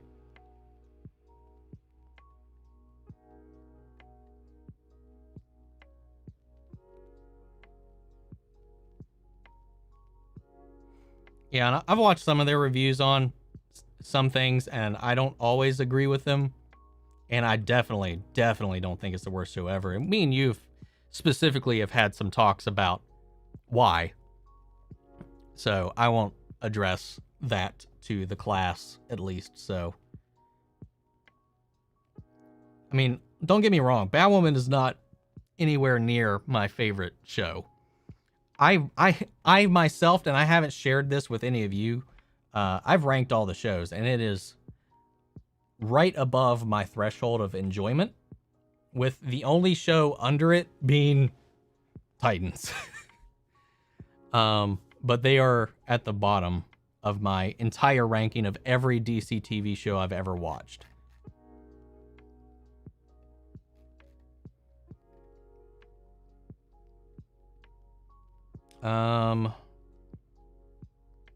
Allison Mack ruined Smallville for you, to be honest. It is kind of hard to watch it now, knowing where she goes, and we don't really know when that started too. So like, how long has she been part of that? At least I don't know if they've talked about that, if it's come out in the court hearings or anything like that, but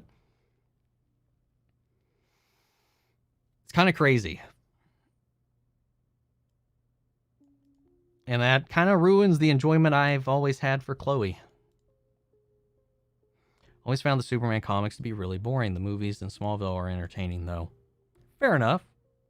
There's been some really entertaining comic book storylines for Superman, but I think on average, it is kind of hard to make somebody that is borderline the most powerful thing in the universe interesting. I think the most interesting Superman stories to me are the ones that try to humanize him.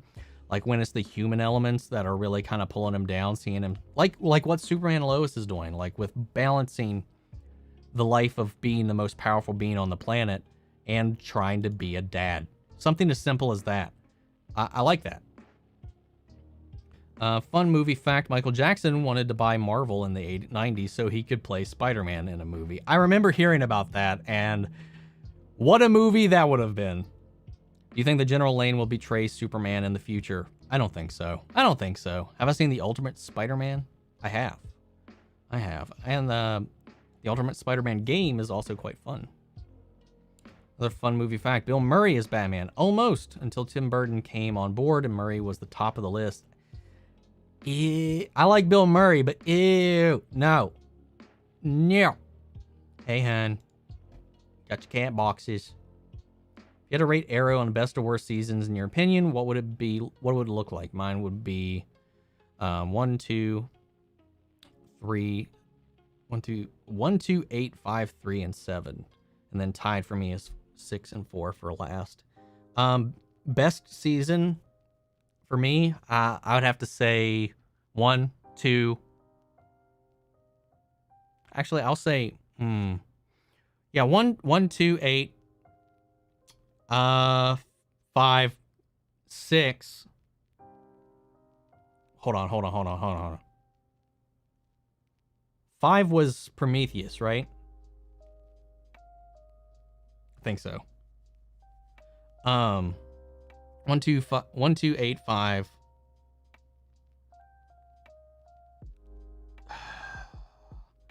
Yeah, 7, 6, 4. I think I agree with your lineup.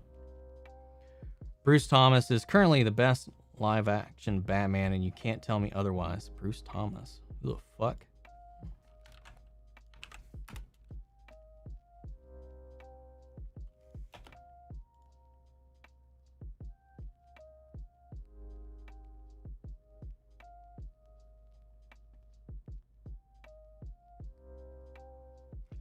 Wait, is he...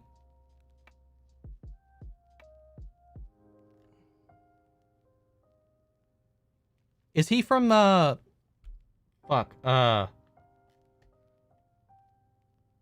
shit, why is it blanking my head?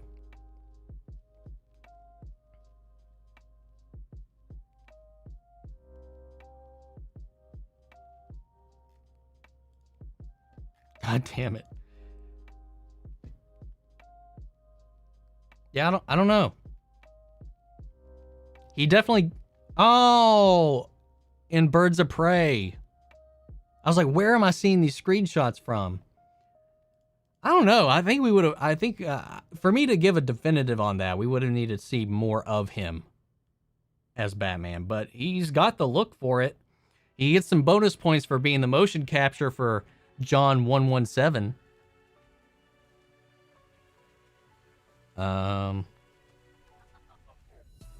If you haven't watched the OnStar commercials, I haven't seen any of them. Of all the Spider-Man adaptations, this series Best represents why Peter Parker is Spider-Man. Don't get me wrong, I love the Spider-Verse, but it was better on the show.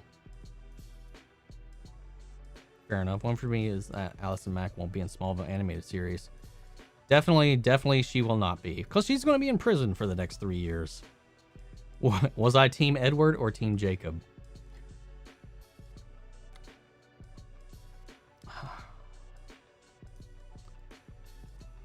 I think I was Team Friendzone. If I had to pick, I was Team Friendzone. No. Plus, I'm a werewolf guy more than a vampire guy anyway. What's up, D. Hutchinson?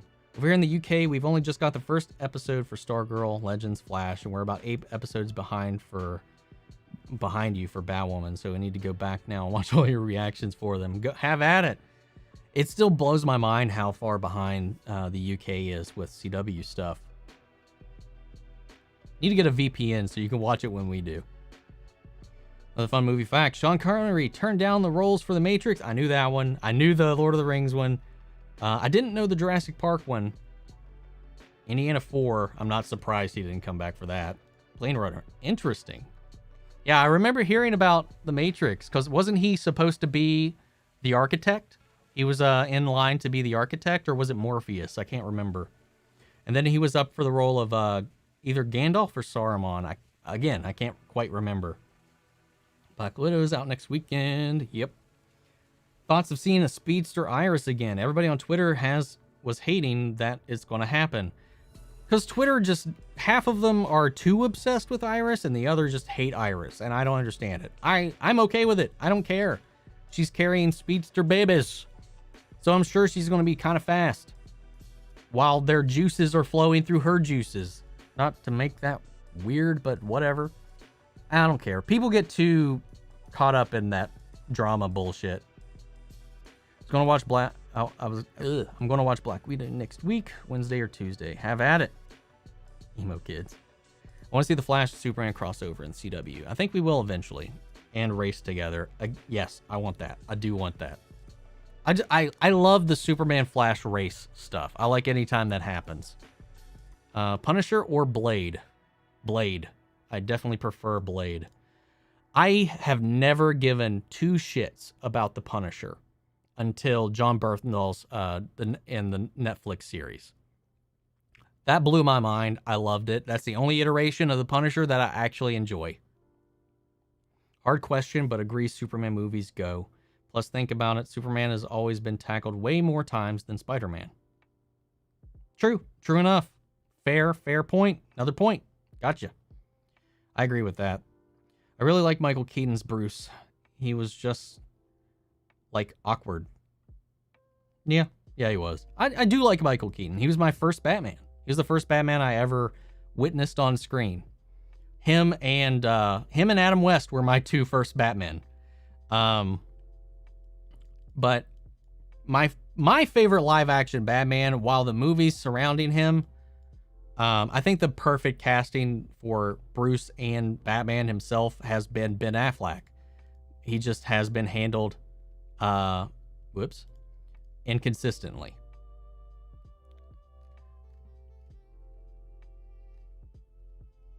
One has to go. R2D2 or C3PO. C3PO can get the fuck out of here. Did you watch The Tomorrow War? I have not. I have not watched it yet.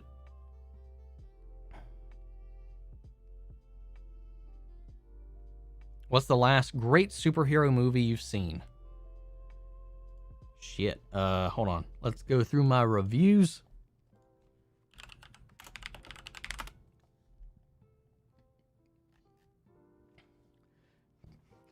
I was going to make a joke, and I'm just going to say it. Fast and Furious 9. Because they're all superheroes. Because they're not humans. Vin Diesel, you can't tell me in those movies, is not a metahuman. He has super strength. I can't remember what all came out this year so far, so I'm just refreshing my memory. So, the last great superhero movie I've seen is, Zack Snyder's Justice League.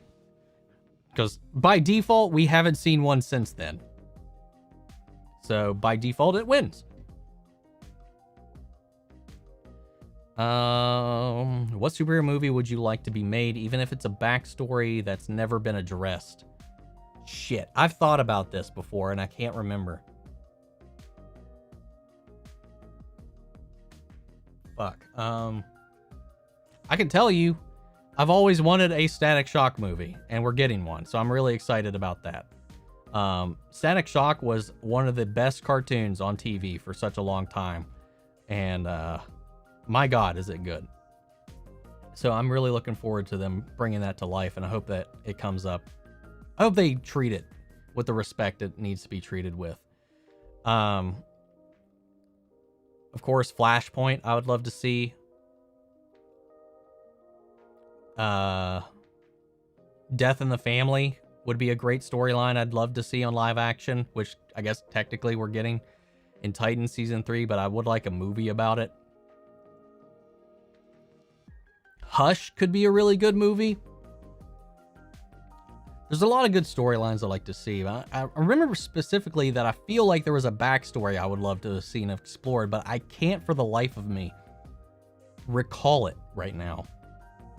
What are some of my favorite reaction people on YouTube? Easy, my go-to first place for anything is Real Rejects, Greg, John, shout out, boys. Not that you need it from me. Blind Wave, Normies. I've recently been watching a lot of Sean Tank Top. Those guys are hilarious. However, they can get a little political at times, but they're hilarious.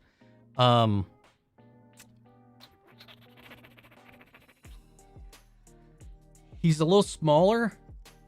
He's only got 20. I think he just hit 22,000 right now, but he's started off doing vlogs and stuff, and then started doing reactions to anime, and recently blew up with Avatar. He's currently covering My Hero Academia and Attack on Titan. Just hit season 4 of Attack on Titan.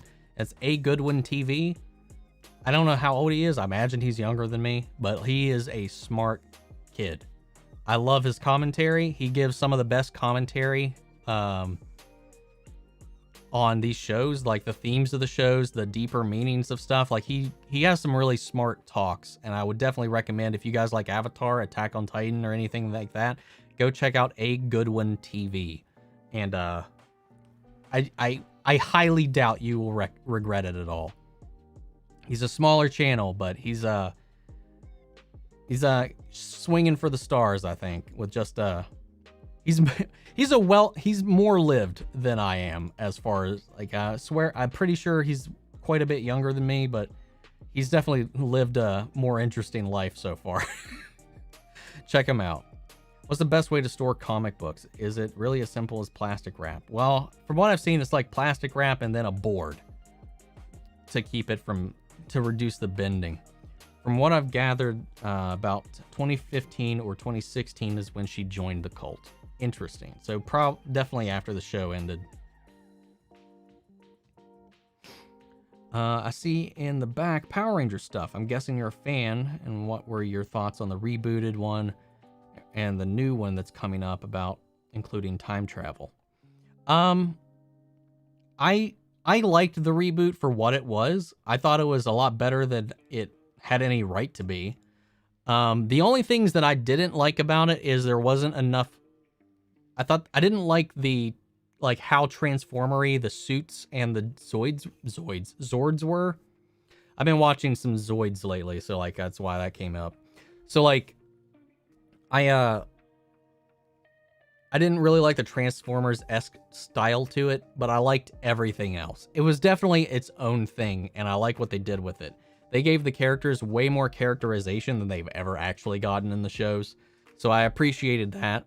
And I liked the castings. I like what they did with it. I thought they had an interesting idea, and I was interested in seeing where the second one was going to go, but they decided to reboot it now that the rights are now that Hasbro has the rights. So we'll just have to see what comes from there. Now they are going to be making a continuation. They are going to be making a reboot, and they are in talks of making something that picks up and carries on the legacy, like where the ongoing storyline has been going, something new, as well as making a show for the adult fans. So I'm interested to see where that's all going. And right now, David Yost, who is the original Blue Ranger, is writing a script for a reunion series, and all of the original cast members that are currently still alive, rest in peace, Trini, are on board to return, and he has pitched it to Hasbro, and so far they are interested. So we might get all the OGs coming back in for a revival series. Who knows? But yeah, I love me some Power Rangers, man. I feel like Superman and Lois should add Pete for season 2. It'd be cool to see more of Clark's friends, maybe in a recurring role. I don't know about adding Chloe because recent events of what do you think? Well, Chloe was an addition for the show. Pete was always in the comics. So they could easily not have Chloe show up and it'd be fine. But yeah, it is kind of, I'm kind of curious where this world's Pete is.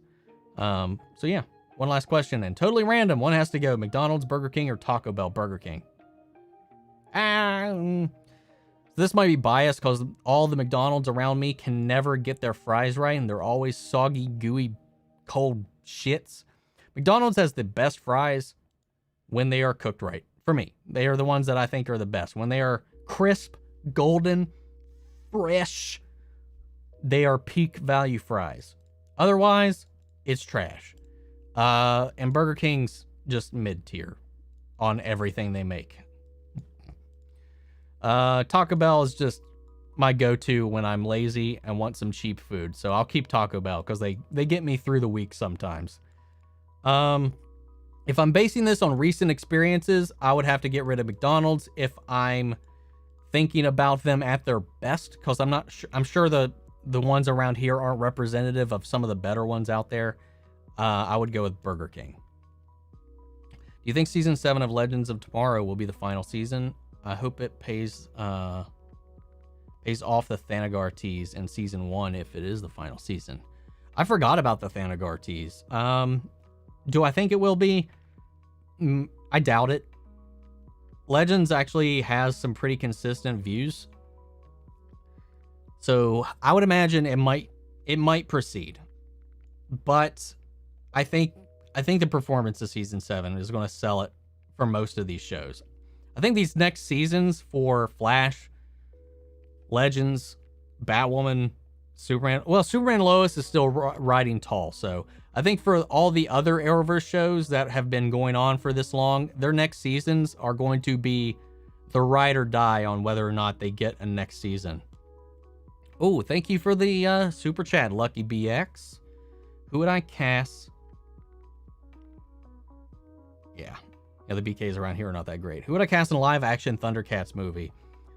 Ron Perlman as anybody. If you could get Ron Perlman in there, I feel like he's a casting you need to have as somebody in there.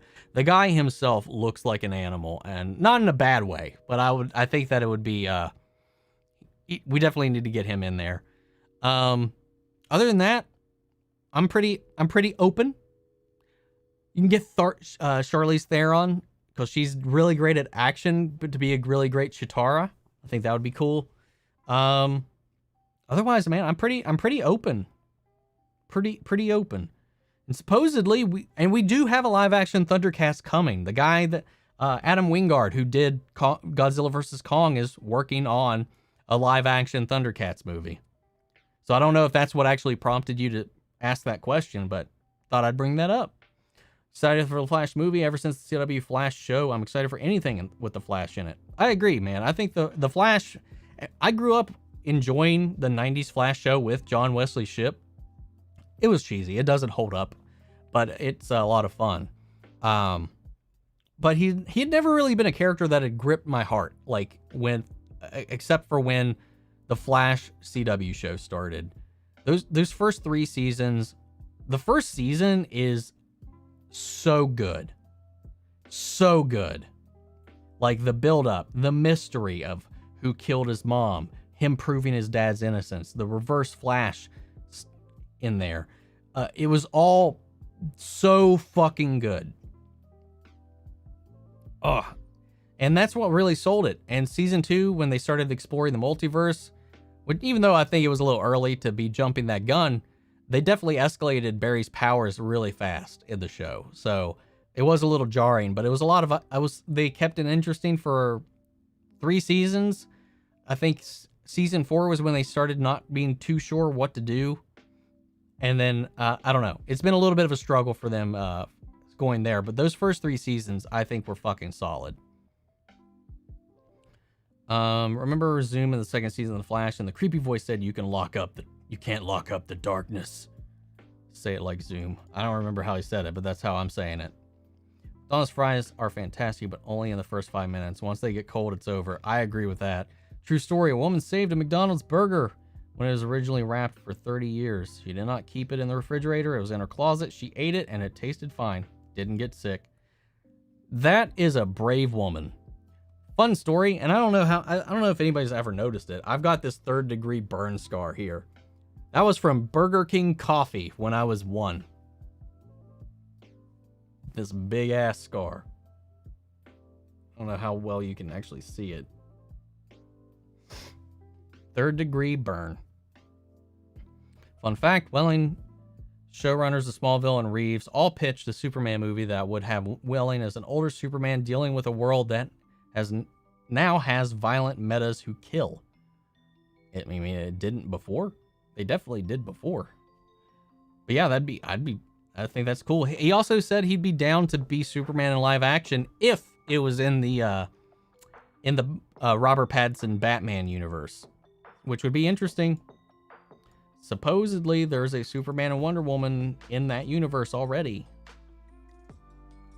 How do you feel we're getting a Dr. Fate in the DCEU? I hope they do it well, because Dr. Fate's a badass character. So I hope I hope they honor that. He's also so powerful that I don't know how you bring him into the story and not have him like insta-wreck anybody. For some reason, John Peter and WB thought that Singer's idea was better. Reeves also read Singer's script and was utterly bored by it. As was most people that watched that movie. I remember I saw it in theaters and I was like, what? I was so bored. So bored. Excited to see Taskmaster and Moon Knight thanks to Ultimate Spider-Man. I'm not going to say anything about the Taskmaster thing because I was excited and now I'm kind of like a little worried, but we'll see. Because I've heard, and just take it for what it is, because we haven't seen the movie yet, but people have been saying Taskmaster and his reveal and his backstory and stuff is kind of disappointing. So I'm hoping that's not the case. They say Batman does not kill, but Batman killed in the Golden Age. Back in 1939, he would break into a warehouse and shoot thugs with machine guns, and then he would gun down anybody with his bat plane. Yeah, and then they changed. After that, they did change that. There's been comics where he says he only kills when in self-defense. There's been comics where he just straight up kills people, like Frank Miller's Batman. But your standard Batman has the rule he doesn't kill. Unless that is never his go-to option, at least. Because when he's teaching, I can't remember if it was Dick or Jason Todd.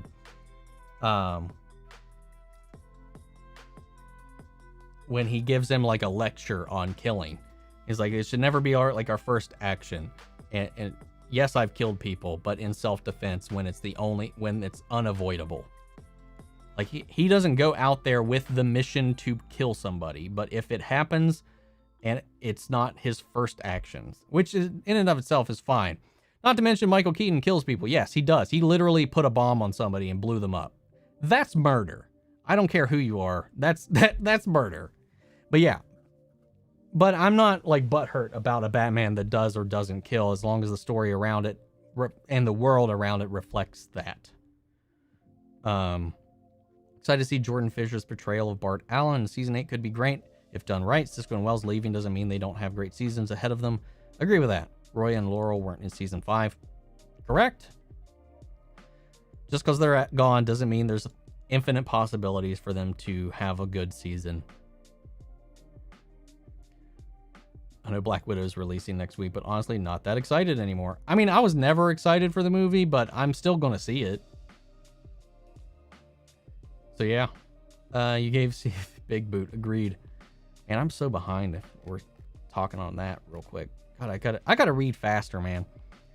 I completely agree with you about The Punisher. Never liked anything about the character until the Netflix series. Absolutely loved it. That was the first and only Netflix show that I immediately rewatched after finishing it. I loved it that much. Season 2, I thought was a massive disappointment, though. No matter how many times I see Ultimate Spider-Man, I always get emotional at the end, how he breaks the fourth wall, and generally in the comics, he doesn't do that. Fast and Furious 9, adding to my list. Agreed on Justice League. I really like a Nightwing movie. There's still the guy that's supposed to be directing the Nightwing movie is still talking about doing it. Still interested in doing it, so it's all up to WB at this point. What's your superhero show or movie would you say in equal parts drama and adventure? Is equal parts drama and adventure? And what superhero show or movie would you say is equal parts comedy and adventure? If we're talking equal parts comedy and adventure, I'm going to say Legends. Drama and adventure.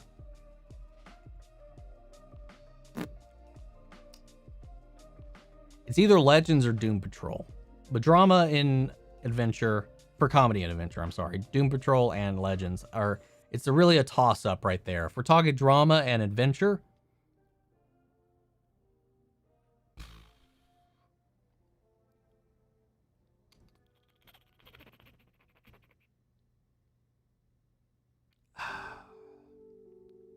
maybe Daredevil. I think I might go with Daredevil. What's up, Sarah? What show or movie surprised you most recently in a good way? Let's see. How recent are we talking? Again, I need to remember what movies I've seen.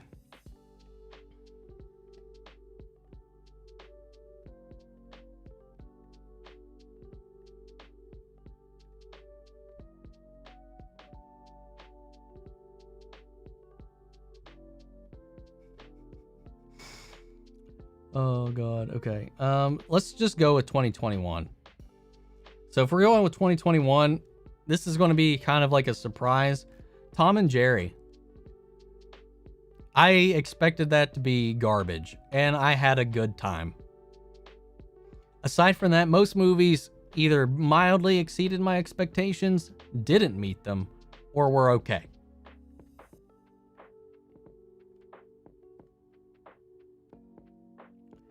Surprisingly enough, I found that movie pretty enjoyable. Like some of your movie ideas, by the way. Well, thank you.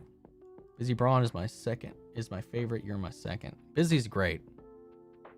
Busy is great. Got Candid Graphs in here. What's up, man?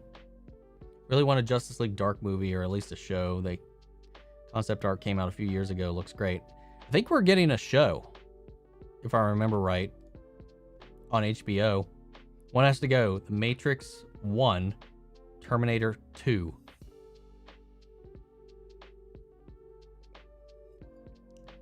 So you're saying Matrix 1 and the other Matrix movies stay? Or like if I get rid of Matrix 1, the other Matrix movies go away? Fuck, dude.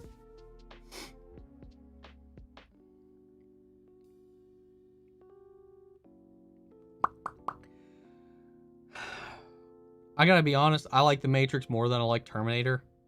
And Terminator 2 is a classic, but I would keep The Matrix. Hurts my soul to have to choose. They don't make horror movies like they used to. What was the last good horror movie I saw? Like I liked The Conjuring 3. It was okay. Quiet Place 2, I thought that was fantastic. But if we're talking like my favorite horror movie I've seen in like the last few years has been Midsommar. And I still don't even know if you could classify it as horror. I mean, they classify it as horror. I really like that movie. But if we're talking horror in like a classical sense, I would probably have to go with A Quiet Place. And I had only seen the first A Quiet Place a few weeks ago. I watched it before I went and watched A Quiet Place 2 because I had just not seen it in so long. I think those two are pretty fucking solid.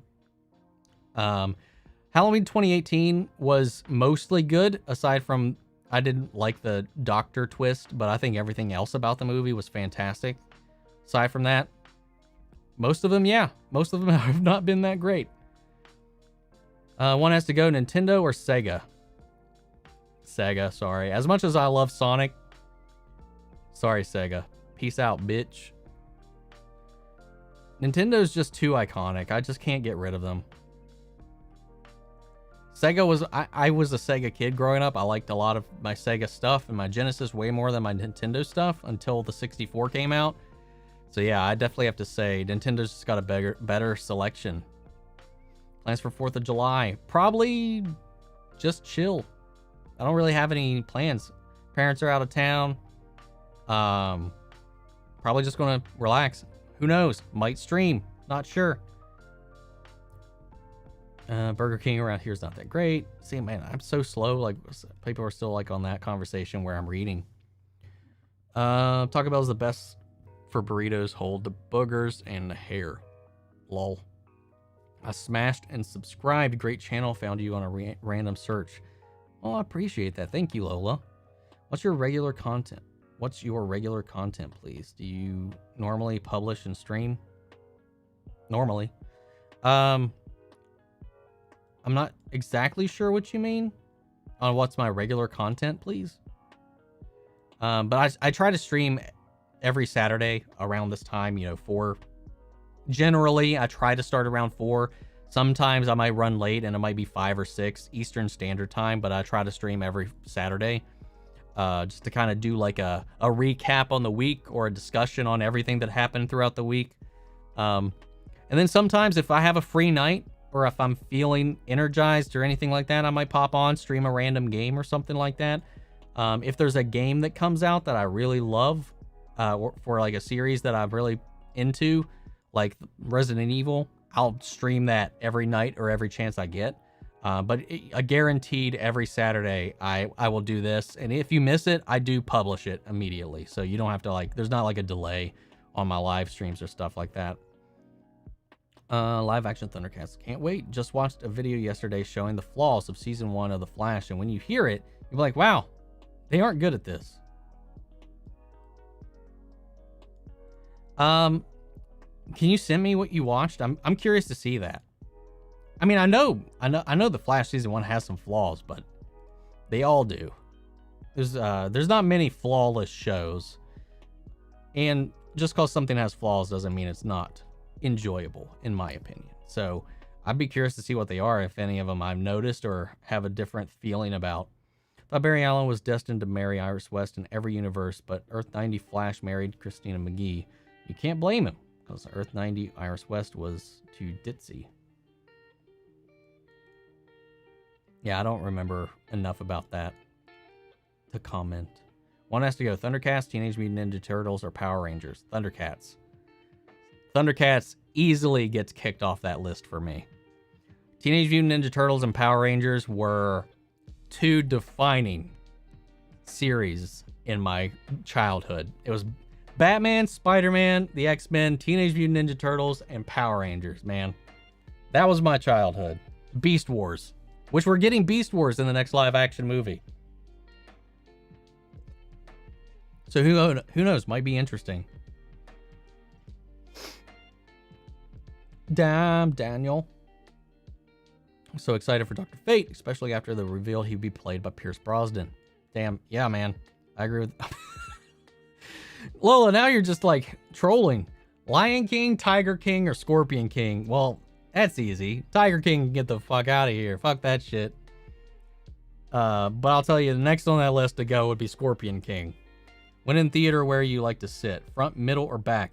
Back in the day, when I was younger, I loved sitting at the very back. I like just not having anybody ahead of, like behind me or nothing. These days, I'm right in the middle. If I can get middle center, I'm happy, because then it's just like the perfect viewing for me for the entire screen and feeling. Downside to that is you can be potentially surrounded by people, and if you have one shitty group in your theater, they can fuck up your experience. At least if you're in the back, you can just hurl shit at them. Sarah died in Legends, and Sarah we have now is a clone. We all know the DC multiverse has an afterlife, so maybe she is with Oliver now. Well, Oliver he's not in the afterlife, he's in a pocket dimension with Felicity. So even then, she's not with Oliver, but she is with Laurel. She would be with Laurel. If Sebastian Stan wasn't Winter Soldier for Marvel, do you think he could play Green Lantern? If not, who do you think could play Green Lantern in the DCEU? Okay, so it depends on the Green Lantern. If we're talking Hal Jordan, I could see him being a decent Hal Jordan. I could also see him being a decent Kyle Rayner.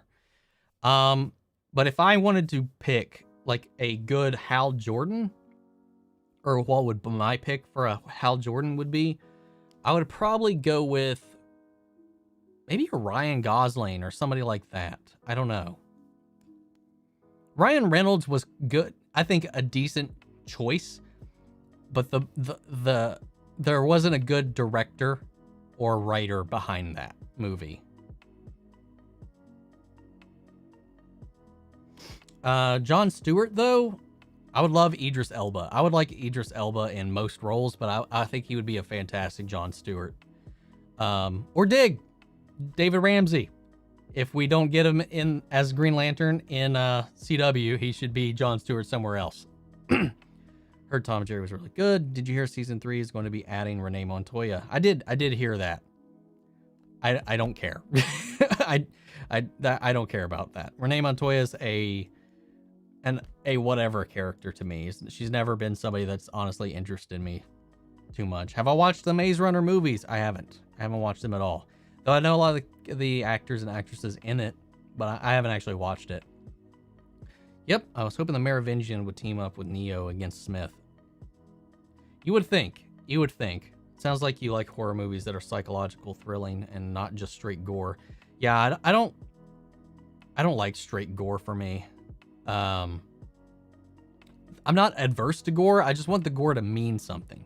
Like in the first few Saws, yes, it is very gratuitous, but it fuels the psychological idea that Jigsaw is pushing. It loses track of that once Tobin Bell leaves. But Saw I'll kind of forgive. Hostel, not so much. I didn't really enjoy that. But yeah, I prefer either something psychological or something grounded.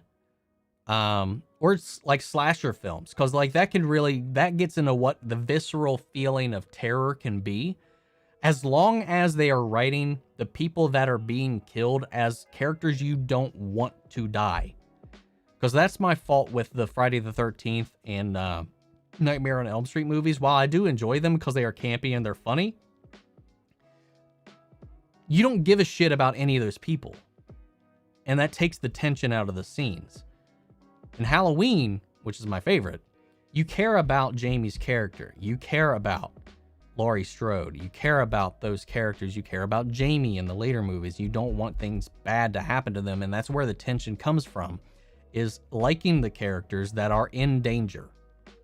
And if a movie can execute that, then I'm fine with it. Whatever the genre it taps into is, as long as they write good characters that you want to stay safe in a terrible situation. If you're just like, I personally, while it can be enjoyable and it can just be something you kick in, you throw some popcorn in your mouth and have fun, generally, I'm not into the whole just like, let's root for everybody to die. Unless they're a shitty character. But if your entire cast is shitty characters, then I just don't get the point. How would you rate the Punisher TV show 1 to 10? I would say on season 1, it was a 10. If you're including season 1 with season 2, it drops it to like an 8. Season 2 definitely dropped my overall enjoyment of the show for me. Might get a 64 mini. Wait, soon. It's dope.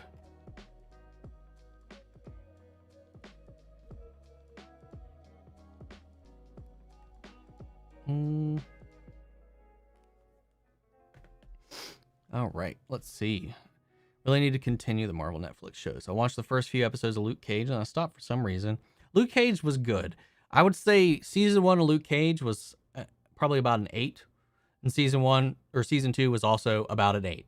The thing about season 2 and season 1 of Luke Cage, I felt like they both reached about the same level. Neither one really exceeded expectations. They were just good. They were just consistent across. Daredevil, I think season 1 was a 9. Season 2 was a 7, and season 3 was a 10.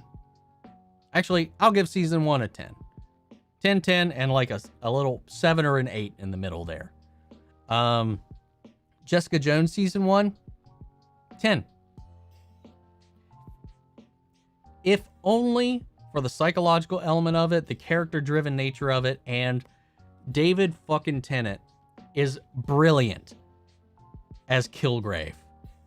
Easily their best villain. Like, I like Kingpin, but fuck. Kilgrave, played by David Tennant, was just beautiful. Sadistic, brilliant, powerful, twisted as fuck. And charismatic. Loved it. Season 2, I'd give it about a 6 or a 7. Season 3, 6 for Jessica Jones. And then if we're talking Iron Fist, season 1's like a 4. Season 2's a 6. So yeah. Fun movie fact, Michael Myers' mask is just a Star Trek Captain Kirk mask. Painted white. Yep, exactly. Yeah, I knew that. It's such a fun fact about that too. Another fun movie fact, O.J. Simpson was almost cast as the Terminator, but James Cameron thought he might be too pleasant to portray a dark character. I've heard that one. That's a very well-known one for me. So I always think it's kind of funny, given what later happened or didn't happen, depending on what you believe with O.J. Simpson. Friend of mine tried to set me up on a blind date with one of the Power Rangers, but I was too embarrassed to go. What? Who? Spill the tea. Who was it? Stream Superman 64. I want to see you play that game. Fuck no. Fuck no. Agreed. Middle center of the theater is a sweet spot unless there are assholes around you. Or you have to go pee halfway through. Yeah, if you just got to piss and it's a packed theater, it's kind of like, I do feel bad. Because like for a longest time, I've always had kind of a weak bladder. So like long movies, there's always a risk I'm going to pee like 1 or 2 times. I've gotten better at it though. Yeah, improvement. Power Rangers, Spider-Man, Batman, Teen Titans, and Ben 10. Teen Titans, man. Great show. Ben 10, great show. I lost track of Ben 10 after a while just because I didn't like the art style and some of the changes they made later. But the OG Power Rangers, I can watch on repeat forever. I love them. I've seen most of every season, except some of the last few seasons I haven't caught up on. Do I like the new Spider-Man suits? I'll be honest, not really. I don't like the black and red in the Far From Home end suit, the black and red. I'm not a fan of that, and it's obviously coming back. It's not my favorite. I prefer definitely the blue and red combination. The other 2 suits we saw, they're all right. They're still not my favorite. Yeah, like the Purge movies, exactly. It's kind of like what I was describing. You think Mike Barnes will betray Terry Silver? Well, I don't think he's aligned with Terry Silver at all right now. He has no reason to even like Terry Silver after the events of Karate Kid 3. Daniel and Johnny in season 4 or 5 would be a legendary reunion. I mean, they're already a union right now. Oh, you mean if Mike Barnes joins Johnny and Daniel? I don't know. I think we'll see him or he'll be referenced to, but I just don't know how Mike Barnes will play into the story yet. But we'll see. Did I see the movie Freaky? I haven't. I heard good things about it, but I haven't seen it. One has to go. Fruity Pebbles, Tricks, Fruit Loops. Tell a lot about a person based on their choice of cereal. Well, I've never been a fan of fruity cereals. Out of these, though, I would probably get rid of Tricks. Yeah, I'll go with Tricks. Tricks gets a boot from me. They're not sweet enough and basically false advertising. Yeah, Tricks was never really great to me. But they get super soggy. Yeah. Wait, did I come back and did I miss the Punisher seasons ratings? You did. Said 1 was a 10 and 2 was a, what did I say? 10, 2, season 2 was like a, I said 8, but now I'm thinking about it, it's a 7. Season 2 was like a 7. 7, no. Season 1 is definitely a 10. Even the more I think about it, the more I'm dropping the season 2 score. I think season 2 was like a 6 or a 5.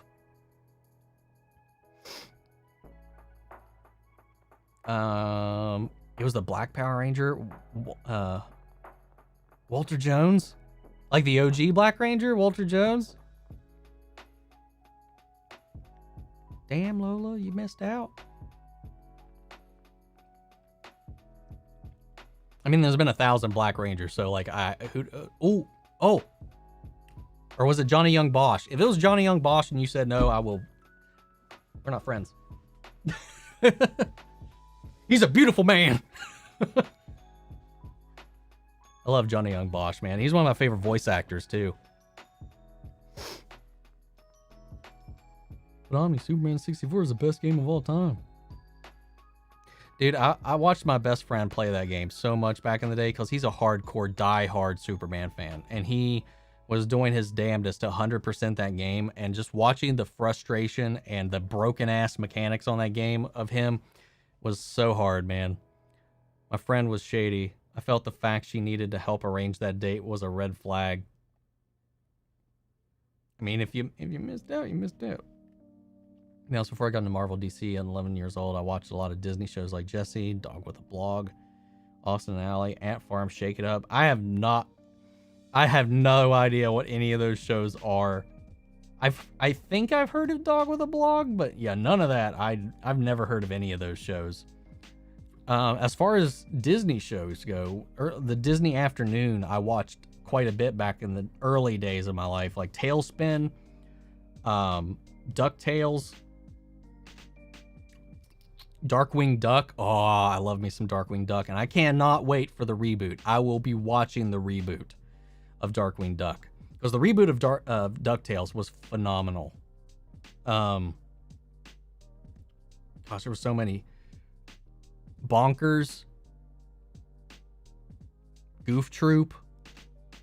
And then the only later show I really got into was Kim Possible. I love Kim Possible. That was such a good show. After that, though, I really kind of drifted away from Disney, and it was mostly Cartoon Network and Nickelodeon at that point. I just remember that Batman Dark Tomorrow exists. I don't recognize that by name. Oh. Okay. Yeah, okay. I've heard about that game. Love Cocoa Puffs. Any chocolate cereal, really. I think my favorite cereal is Captain Crunch. And I take the pain with that. I think a Wonder Woman show set in the Arrowverse will happen in a couple years. In a couple years, maybe. I was honestly kind of surprised when they didn't greenlight that Wonder Girl show. I thought that one, out of all the ones they announced, was the one they were most likely to greenlight. Imagine I keep watching your live and forget about going to the movies. Yeah, make sure you don't miss your time, bud. Especially if you already got your tickets. I actually bumped into Rachel Scarston in Toronto like a week before Batwoman premiere, and before I watched Birds of Prey, and I was like, oh crap, I met her. I'm so jealous of you right now. See, I watched everything I heard that was going to be in Crisis. Every time there was like, this person from this show is reprising their role in Crisis on Infinite Earths. I was like, shit, I've got so much homework to do. So I caught up on Smallville. I started reading season 11 of the comic because they said season 11 would be canon to the Smallville appearance in the show. Birds of Prey, I went back and I watched season 1. I got a review on it here. I actually really enjoyed it. And that was obviously where I first saw Rachel Scarston in that. And then when I started watching Batwoman, because Batwoman hadn't actually aired yet, I was like, holy shit, she's back in the DC universe as a different character, because she was Dinah Lance in Birds of Prey. And now she's playing Alice in Batwoman. And she's just fantastic. She's one of the best parts of that show.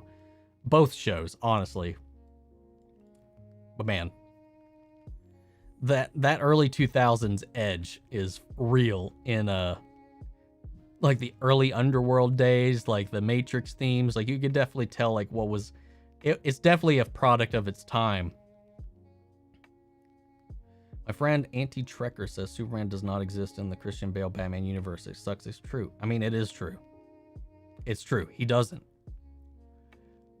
At least according to them, he doesn't. So creators say no. So do you think Superman exists on Earth 66? It's possible,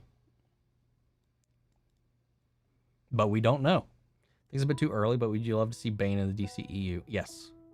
I feel like we haven't got an accurate Bane considering the actual enlarges CGI. Yeah, I think the closest to an accurate Bane we got, honestly, was Tom Hardy's Bane, but of course, they did that grounded. So there was no venom, there was no hulking strength, so it was very limited. I would like to see a full-on comic accurate Bane, and, you know, Dave Bautista is campaigning for him to be it. He's even approached Warner Brothers to pitch him playing Bane, but they turned him down because they said they have no intention of using that character in the near future. Which is just sad. Like Captain Crunch with the berries in it. One has to go Kirk or Picard.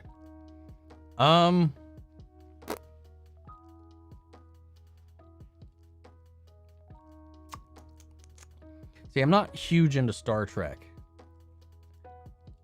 But like I appreciate it, but it's never been something I've like delved into a lot. But I've seen more Picard than I have Kirk. However, most of the Kirk I've seen has been in the reboots. I'm going to have to go with I'm going to keep Picard. Cinnamon Toast Crunch is the best for you. Sugar Crisp. I used to like Cinnamon Toast Crunch quite a bit. I watched Dexter. I have not. It's definitely one of those shows that's on my list of shows I definitely want to check out at some point. Did you hear that in Justice League 2, God of War, Wonder Woman killed Superman in the Nightmare timeline? No, because she didn't. In the outline that came out, there was nobody that killed Superman. Wonder Woman was dead in the Nightmare timeline. They showed it. She's dead in the Nightmare timeline. So there was no Nightmare Wonder Woman in Justice League 2 in the plans. Man of Steel was supposed to be in the Dark Knight trilogy, but Christopher Nolan rightfully said no. Yeah, they straight up turned that down. They were going to springboard off of that, but they were like, nope, mine's separate. We don't need any of that here. Saw a tweet from James Gunn earlier showing the characters considered for the Suicide Squad. Seeing characters that could have been in it, like Deathstroke, Grundy, Man-Bat would have been neat. Yeah, I saw that too. Like Livewire. There's a whole bunch of characters in there that I would love to see at some point. And again, it just reminds me of how disappointed I am that we're not seeing Joe Manganiello as Deathstroke anytime soon. Have you had real Mexican tacos? I would probably have to say I've had tacos from New Mexico. That's the closest I could say, because I can tell you, like, none of the Mexican restaurants around me sell, like, make real authentic Mexican food. But that would probably be the most close to getting it that I could be.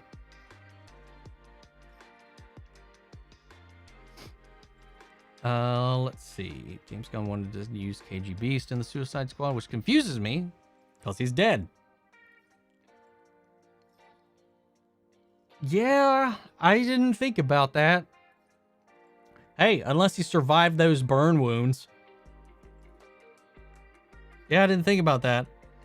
See, if that was on his list of characters to go with, it definitely gives me pause for what they're doing with the continuity.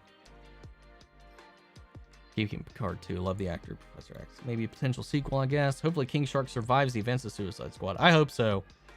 I just watched Endgame and Far From Home again. Loved it. I love Endgame, man, and Far From Home. I love them both quite a bit. They're definitely in my top 5. Is anyone ever really dead in comic book and superhero movies? Ben Parker. Ben Parker.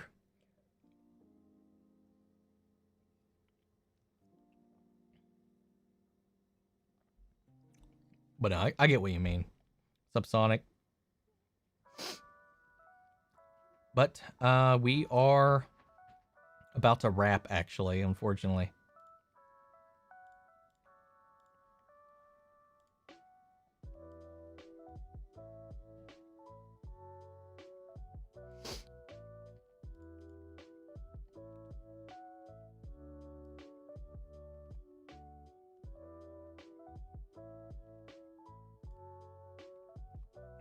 Let's see. What do you think about the so-called spoilers, at least for Spider-Man No Way Home? Does it bother you? Not really. I still don't know how much weight to put into them, even for the Funko stuff. Like, sometimes they just make Funkos for random stuff, so I don't know. I am bothered if they're all if it's all Tom Holland. It's weird that there's so many things that are going to be transitioning in one movie. You see Green Hornet? Did I see Green Hornet with Seth Rogen? I didn't. I haven't seen it. Who was more of a superhero babe? Storm, Wonder Woman, Batgirl, or Catwoman? Catwoman. I wouldn't dare call Storm or Wonder Woman a babe. But I could definitely call Catwoman a babe. Hell yeah.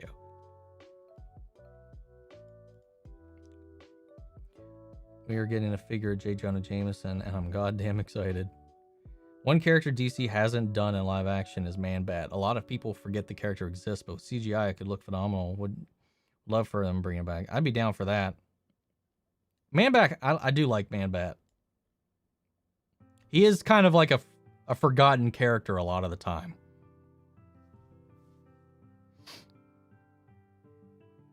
So, let's see. Let's give it another couple minutes here out. Last, final questions for the stream. Shoot now.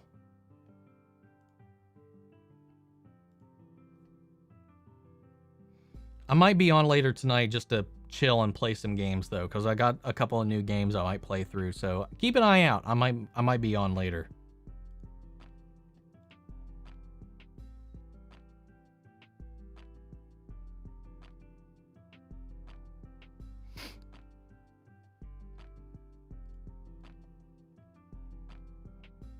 Oh, somebody disliked my live stream. Meh. Why does it seem like CGI hasn't really advanced too much in the last decade? Yeah, I mean, it does kind of feel like it's kind of stayed the same. I think there's been some, like, advances in, like, facial technologies and de-aging, like AI scaling and stuff like that in the last few years. But, like, aside from that, the general quality has kind of stayed about the same. You're kind of right. At some point, there is a point of where you're just going to get diminishing returns. Like, we see that in video games right now. Video games have kind of plateaued in their graphics for quite a few years now. Oh my God, Omni, check out the Halloween Kills trailer. Daniel, you're subscribed to my channel. I reacted to it last week. Pay attention. Who would give you a thumbs down? I don't know. Probably somebody that just has a hate boner for Batwoman and just hates me because I watch it.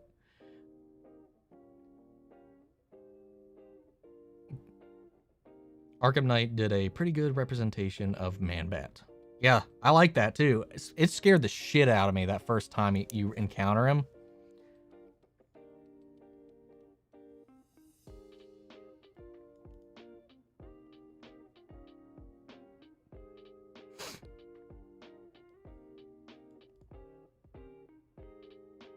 Maybe one day movies will be more virtual reality, where you put on glasses and step into scenes. There are people currently developing that technology, which makes me really curious how that will actually play out. Like, how will that function? What would that even be like? Like, how would you shoot a scene in a way that incorporates the viewer as part of the scene? Yeah, like there's people experimenting with how to appropriately do that. And let's be real, the first people that have started this has been the porn industry. But legitimate film people are definitely trying to figure out how to make films in a virtual space. How'd you feel if they brought Red Hulk into the MCU? I think it would be awesome. I wish Universal would allow them to make a dedicated Hulk movie, but they won't. So, which sucks, because I wish we could have another just solo Hulk film, where the Hulk can just kind of be a badass again for a little while. But I would like to see Red Hulk. Given the pandemic, especially given the pandemic, things have kind of halted quite a bit. Have you noticed the end credit clips of Loki that Miss Minutes has her own button on the elevator? I did not. Thanks, Captain J. I'm gonna head out to the movies, let you know how it was. Hope you have fun, man. Let me know. Hope one day we get a Killer Moth and Firefly in live action for Titans or the Batman when it gets a second movie. Firefly would be cool. I like Firefly. Killer Moth isn't coming to mind for me. Oh yeah, that guy. I mean, I could do with or without a Killer Moth, but it'd be kind of interesting. It could be interesting. Firefly, though, I think is an interesting villain. Did you like when Scarecrow saw Man-Bat in Batman Begins? Remember when Batman used fear gas on Scarecrow and saw a horror vision of Man-Bat? Yeah, but I didn't necessarily... That wasn't really Man-Bat. That was like... He was like oozing goo. He was more like a goo bat. Have you been back to the movie theaters yet? They reopened here last week. I have. I went and saw Fast 9 last week. Actually, this week? Monday? What happened? What day is it? I don't know. I don't remember what day anything happened anymore. How often do I stream? Every Saturday at this time. Otherwise, it's just kind of random. My free days where I don't have a show I have to record right now are Monday, Wednesday, and Fridays. So any one of those days, you might see me on if I'm feeling up to it. Otherwise, you can guarantee we will have a stream every Saturday, unless I'm out of town. Like last weekend, I was out of town, so I streamed on Thursday instead. So there's always going to be some changing to it, but I try to at least be consistently here to do like a recap of the week every Saturday for everybody.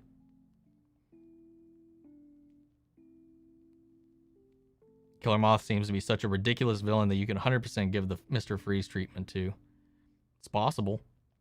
Mr. Freeze, though, is such a tragic character. I would love for him to be done in a serious manner in live action. Canada. Thank you. Here, man. I'm yawning at my desk. Gotta go nap. Have a good one. I appreciate that, man. Thank you for the Canadian dollars, my dude.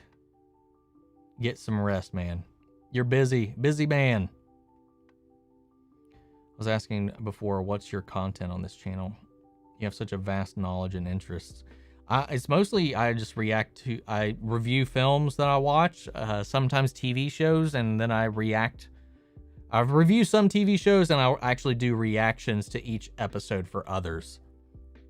So like right now, I've been covering all of the DC TV stuff, doing reactions to all of the episodes of those, all the Marvel stuff on Disney Plus I've been reacting to, trailers for things that catch my eye, I react to, and sometimes there might be a topic or news of the week that I might make a video about and give my opinions on. Sometimes if I have time, I'll play a game and maybe review the game. I just kind of touch on a lot of different stuff. Generally, a lot of it comes down to reactions and reviews, though. But it's just me. I really just made the channel to have a place for me to talk about and express my feelings for things I enjoy. Unless it happens to turn out that I don't enjoy a thing, and then I'll rant and rave about it every now and then. If they made a Hulk film, it should show him and Sakaar, and we could get Sakaar, his son, and maybe Rick Jones. If we saw the amount, how his time on Sakaar, I think that could be interesting. See, because he had been there for a while. He had been there for a few years at that point. That would be interesting.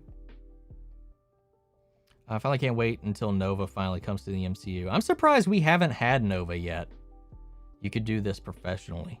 I would love to. Right now, just to make ends meet, obviously, just being the size of the channel I'm at right now, it's not viable for me to live off of it just yet.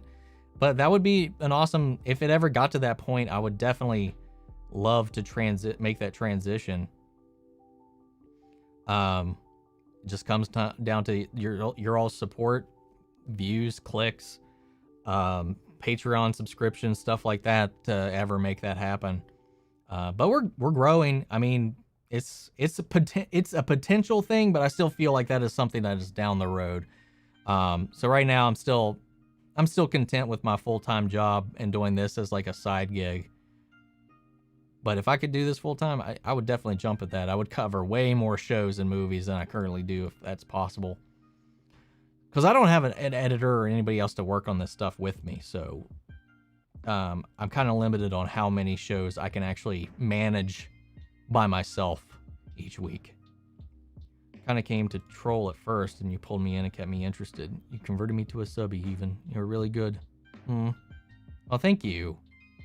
In honor of all reverse mullets everywhere. How are you trolling though? Or were you going to do something else until we started started to get talking? Or was it just the this or that questions the whole time? I don't know. I definitely get any sense at all that you were trolling throughout. But I appreciate the sentiment. It really means a lot to me to hear that from people. Especially somebody that just popped in. I was going to do something else. Well, I'm glad you didn't. But I am curious at what you were going to do. Let's see.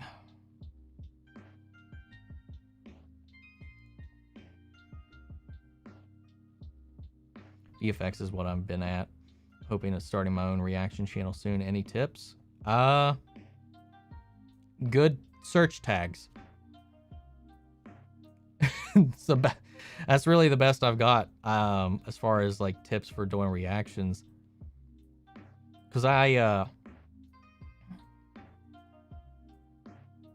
don't know. I think just making sure you got a clean edit, good sound, an okay camera. It's really all you need.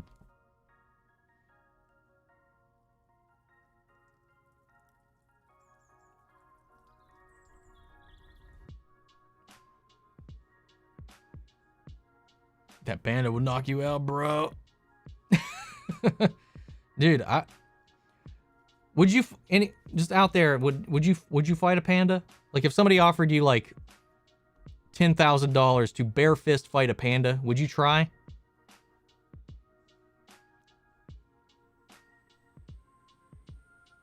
I think I could take a panda. I don't know. They seem like some stupid, lazy creatures. Might be able to do it. If I said grizzly bear, that's a hard fuck off. I wouldn't even think about that.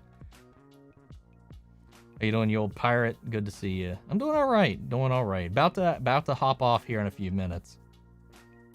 About to have some lunch or, well, I guess dinner, whatever, soon. How strong is a panda? That's a good question. Are you kidding? Pandas are the Vin Diesels of the animal kingdom. I don't know about that. Kind of dinner, lunch. Check out Omni Patreon. Aw, thank you. I mean, I wish I had more on there, to be honest. Because mostly it's watch-alongs and Q&A stuff, but it is what it is. I'm trying. I'm one guy. I wish I could do more. Top 3 DC characters you wouldn't want in the DCEU.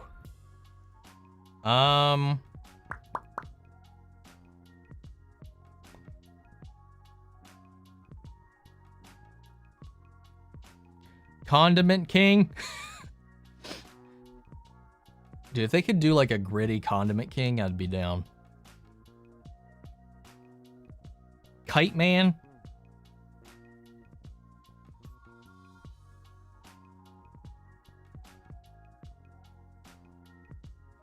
I don't know. There's so many characters that I do want. There's not a lot that I would say no to.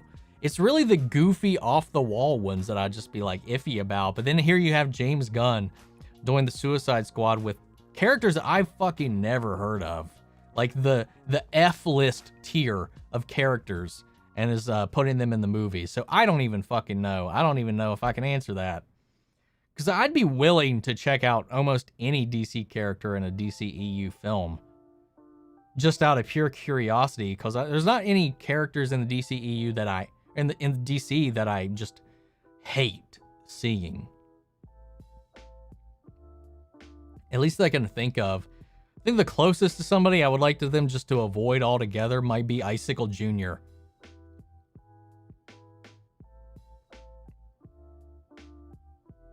But I don't know that I could come up with 3. What are you going to get for dinner? I think we're having, like, grilled chicken. Something. Like stuffed grilled chicken or something like that. I can't remember. I think polar bears are the most vicious of all bears. Next grizzlies. Then black bears. Grilled chicken stuffed with cheese and some rice. Yeah, that. Joker spinoff, but it's about Condiment King.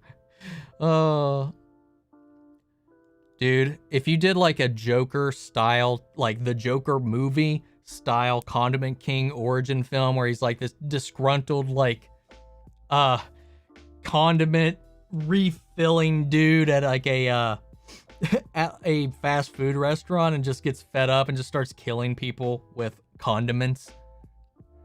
That would be absurd. And I would watch it.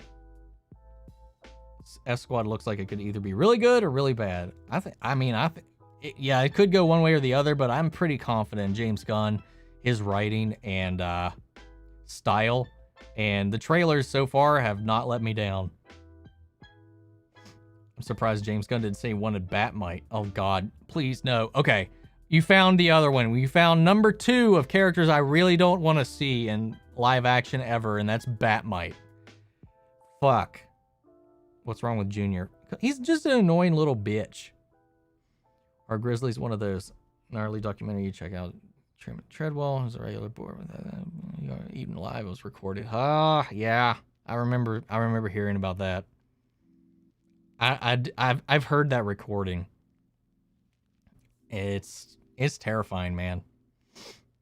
I'm really enjoying the stream. It's nice and relaxing. Keep doing. I hope you're doing. Oh, keep doing what you're doing. Big fan. Thank you, Jamie. Brother eats his fries with mustard. What a savage. Then again, I don't really like mustard on really anything. Personally. And I know that's weird. I would be down to see a Condiment King film, but only as a dark comedy with realistic ketchup and mustard. Hell yeah, man. Live action Man-Bat, though. I'd be down. Thank you, Stephanie, for popping in. take care. Yep, terrifying recording. Have some.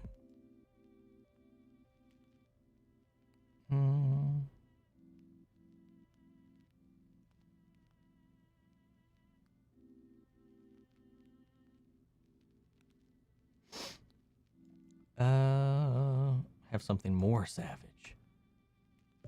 Do I have a pet? I have a cat named Pop-Tart. Live action Man-Bat would be terrifying. My father bites into oranges like apples with the ridges and everything. Ew! No!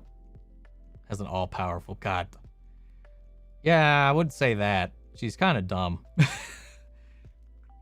Yeah, you can see pictures of it in the Discord.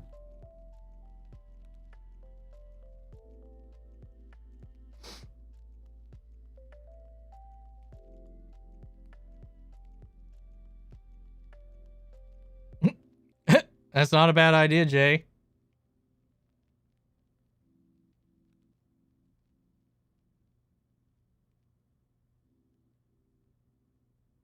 And all that has yet to join. Yeah, you got some weird genes in there, Lola. I gotta say that, just based on what you just described.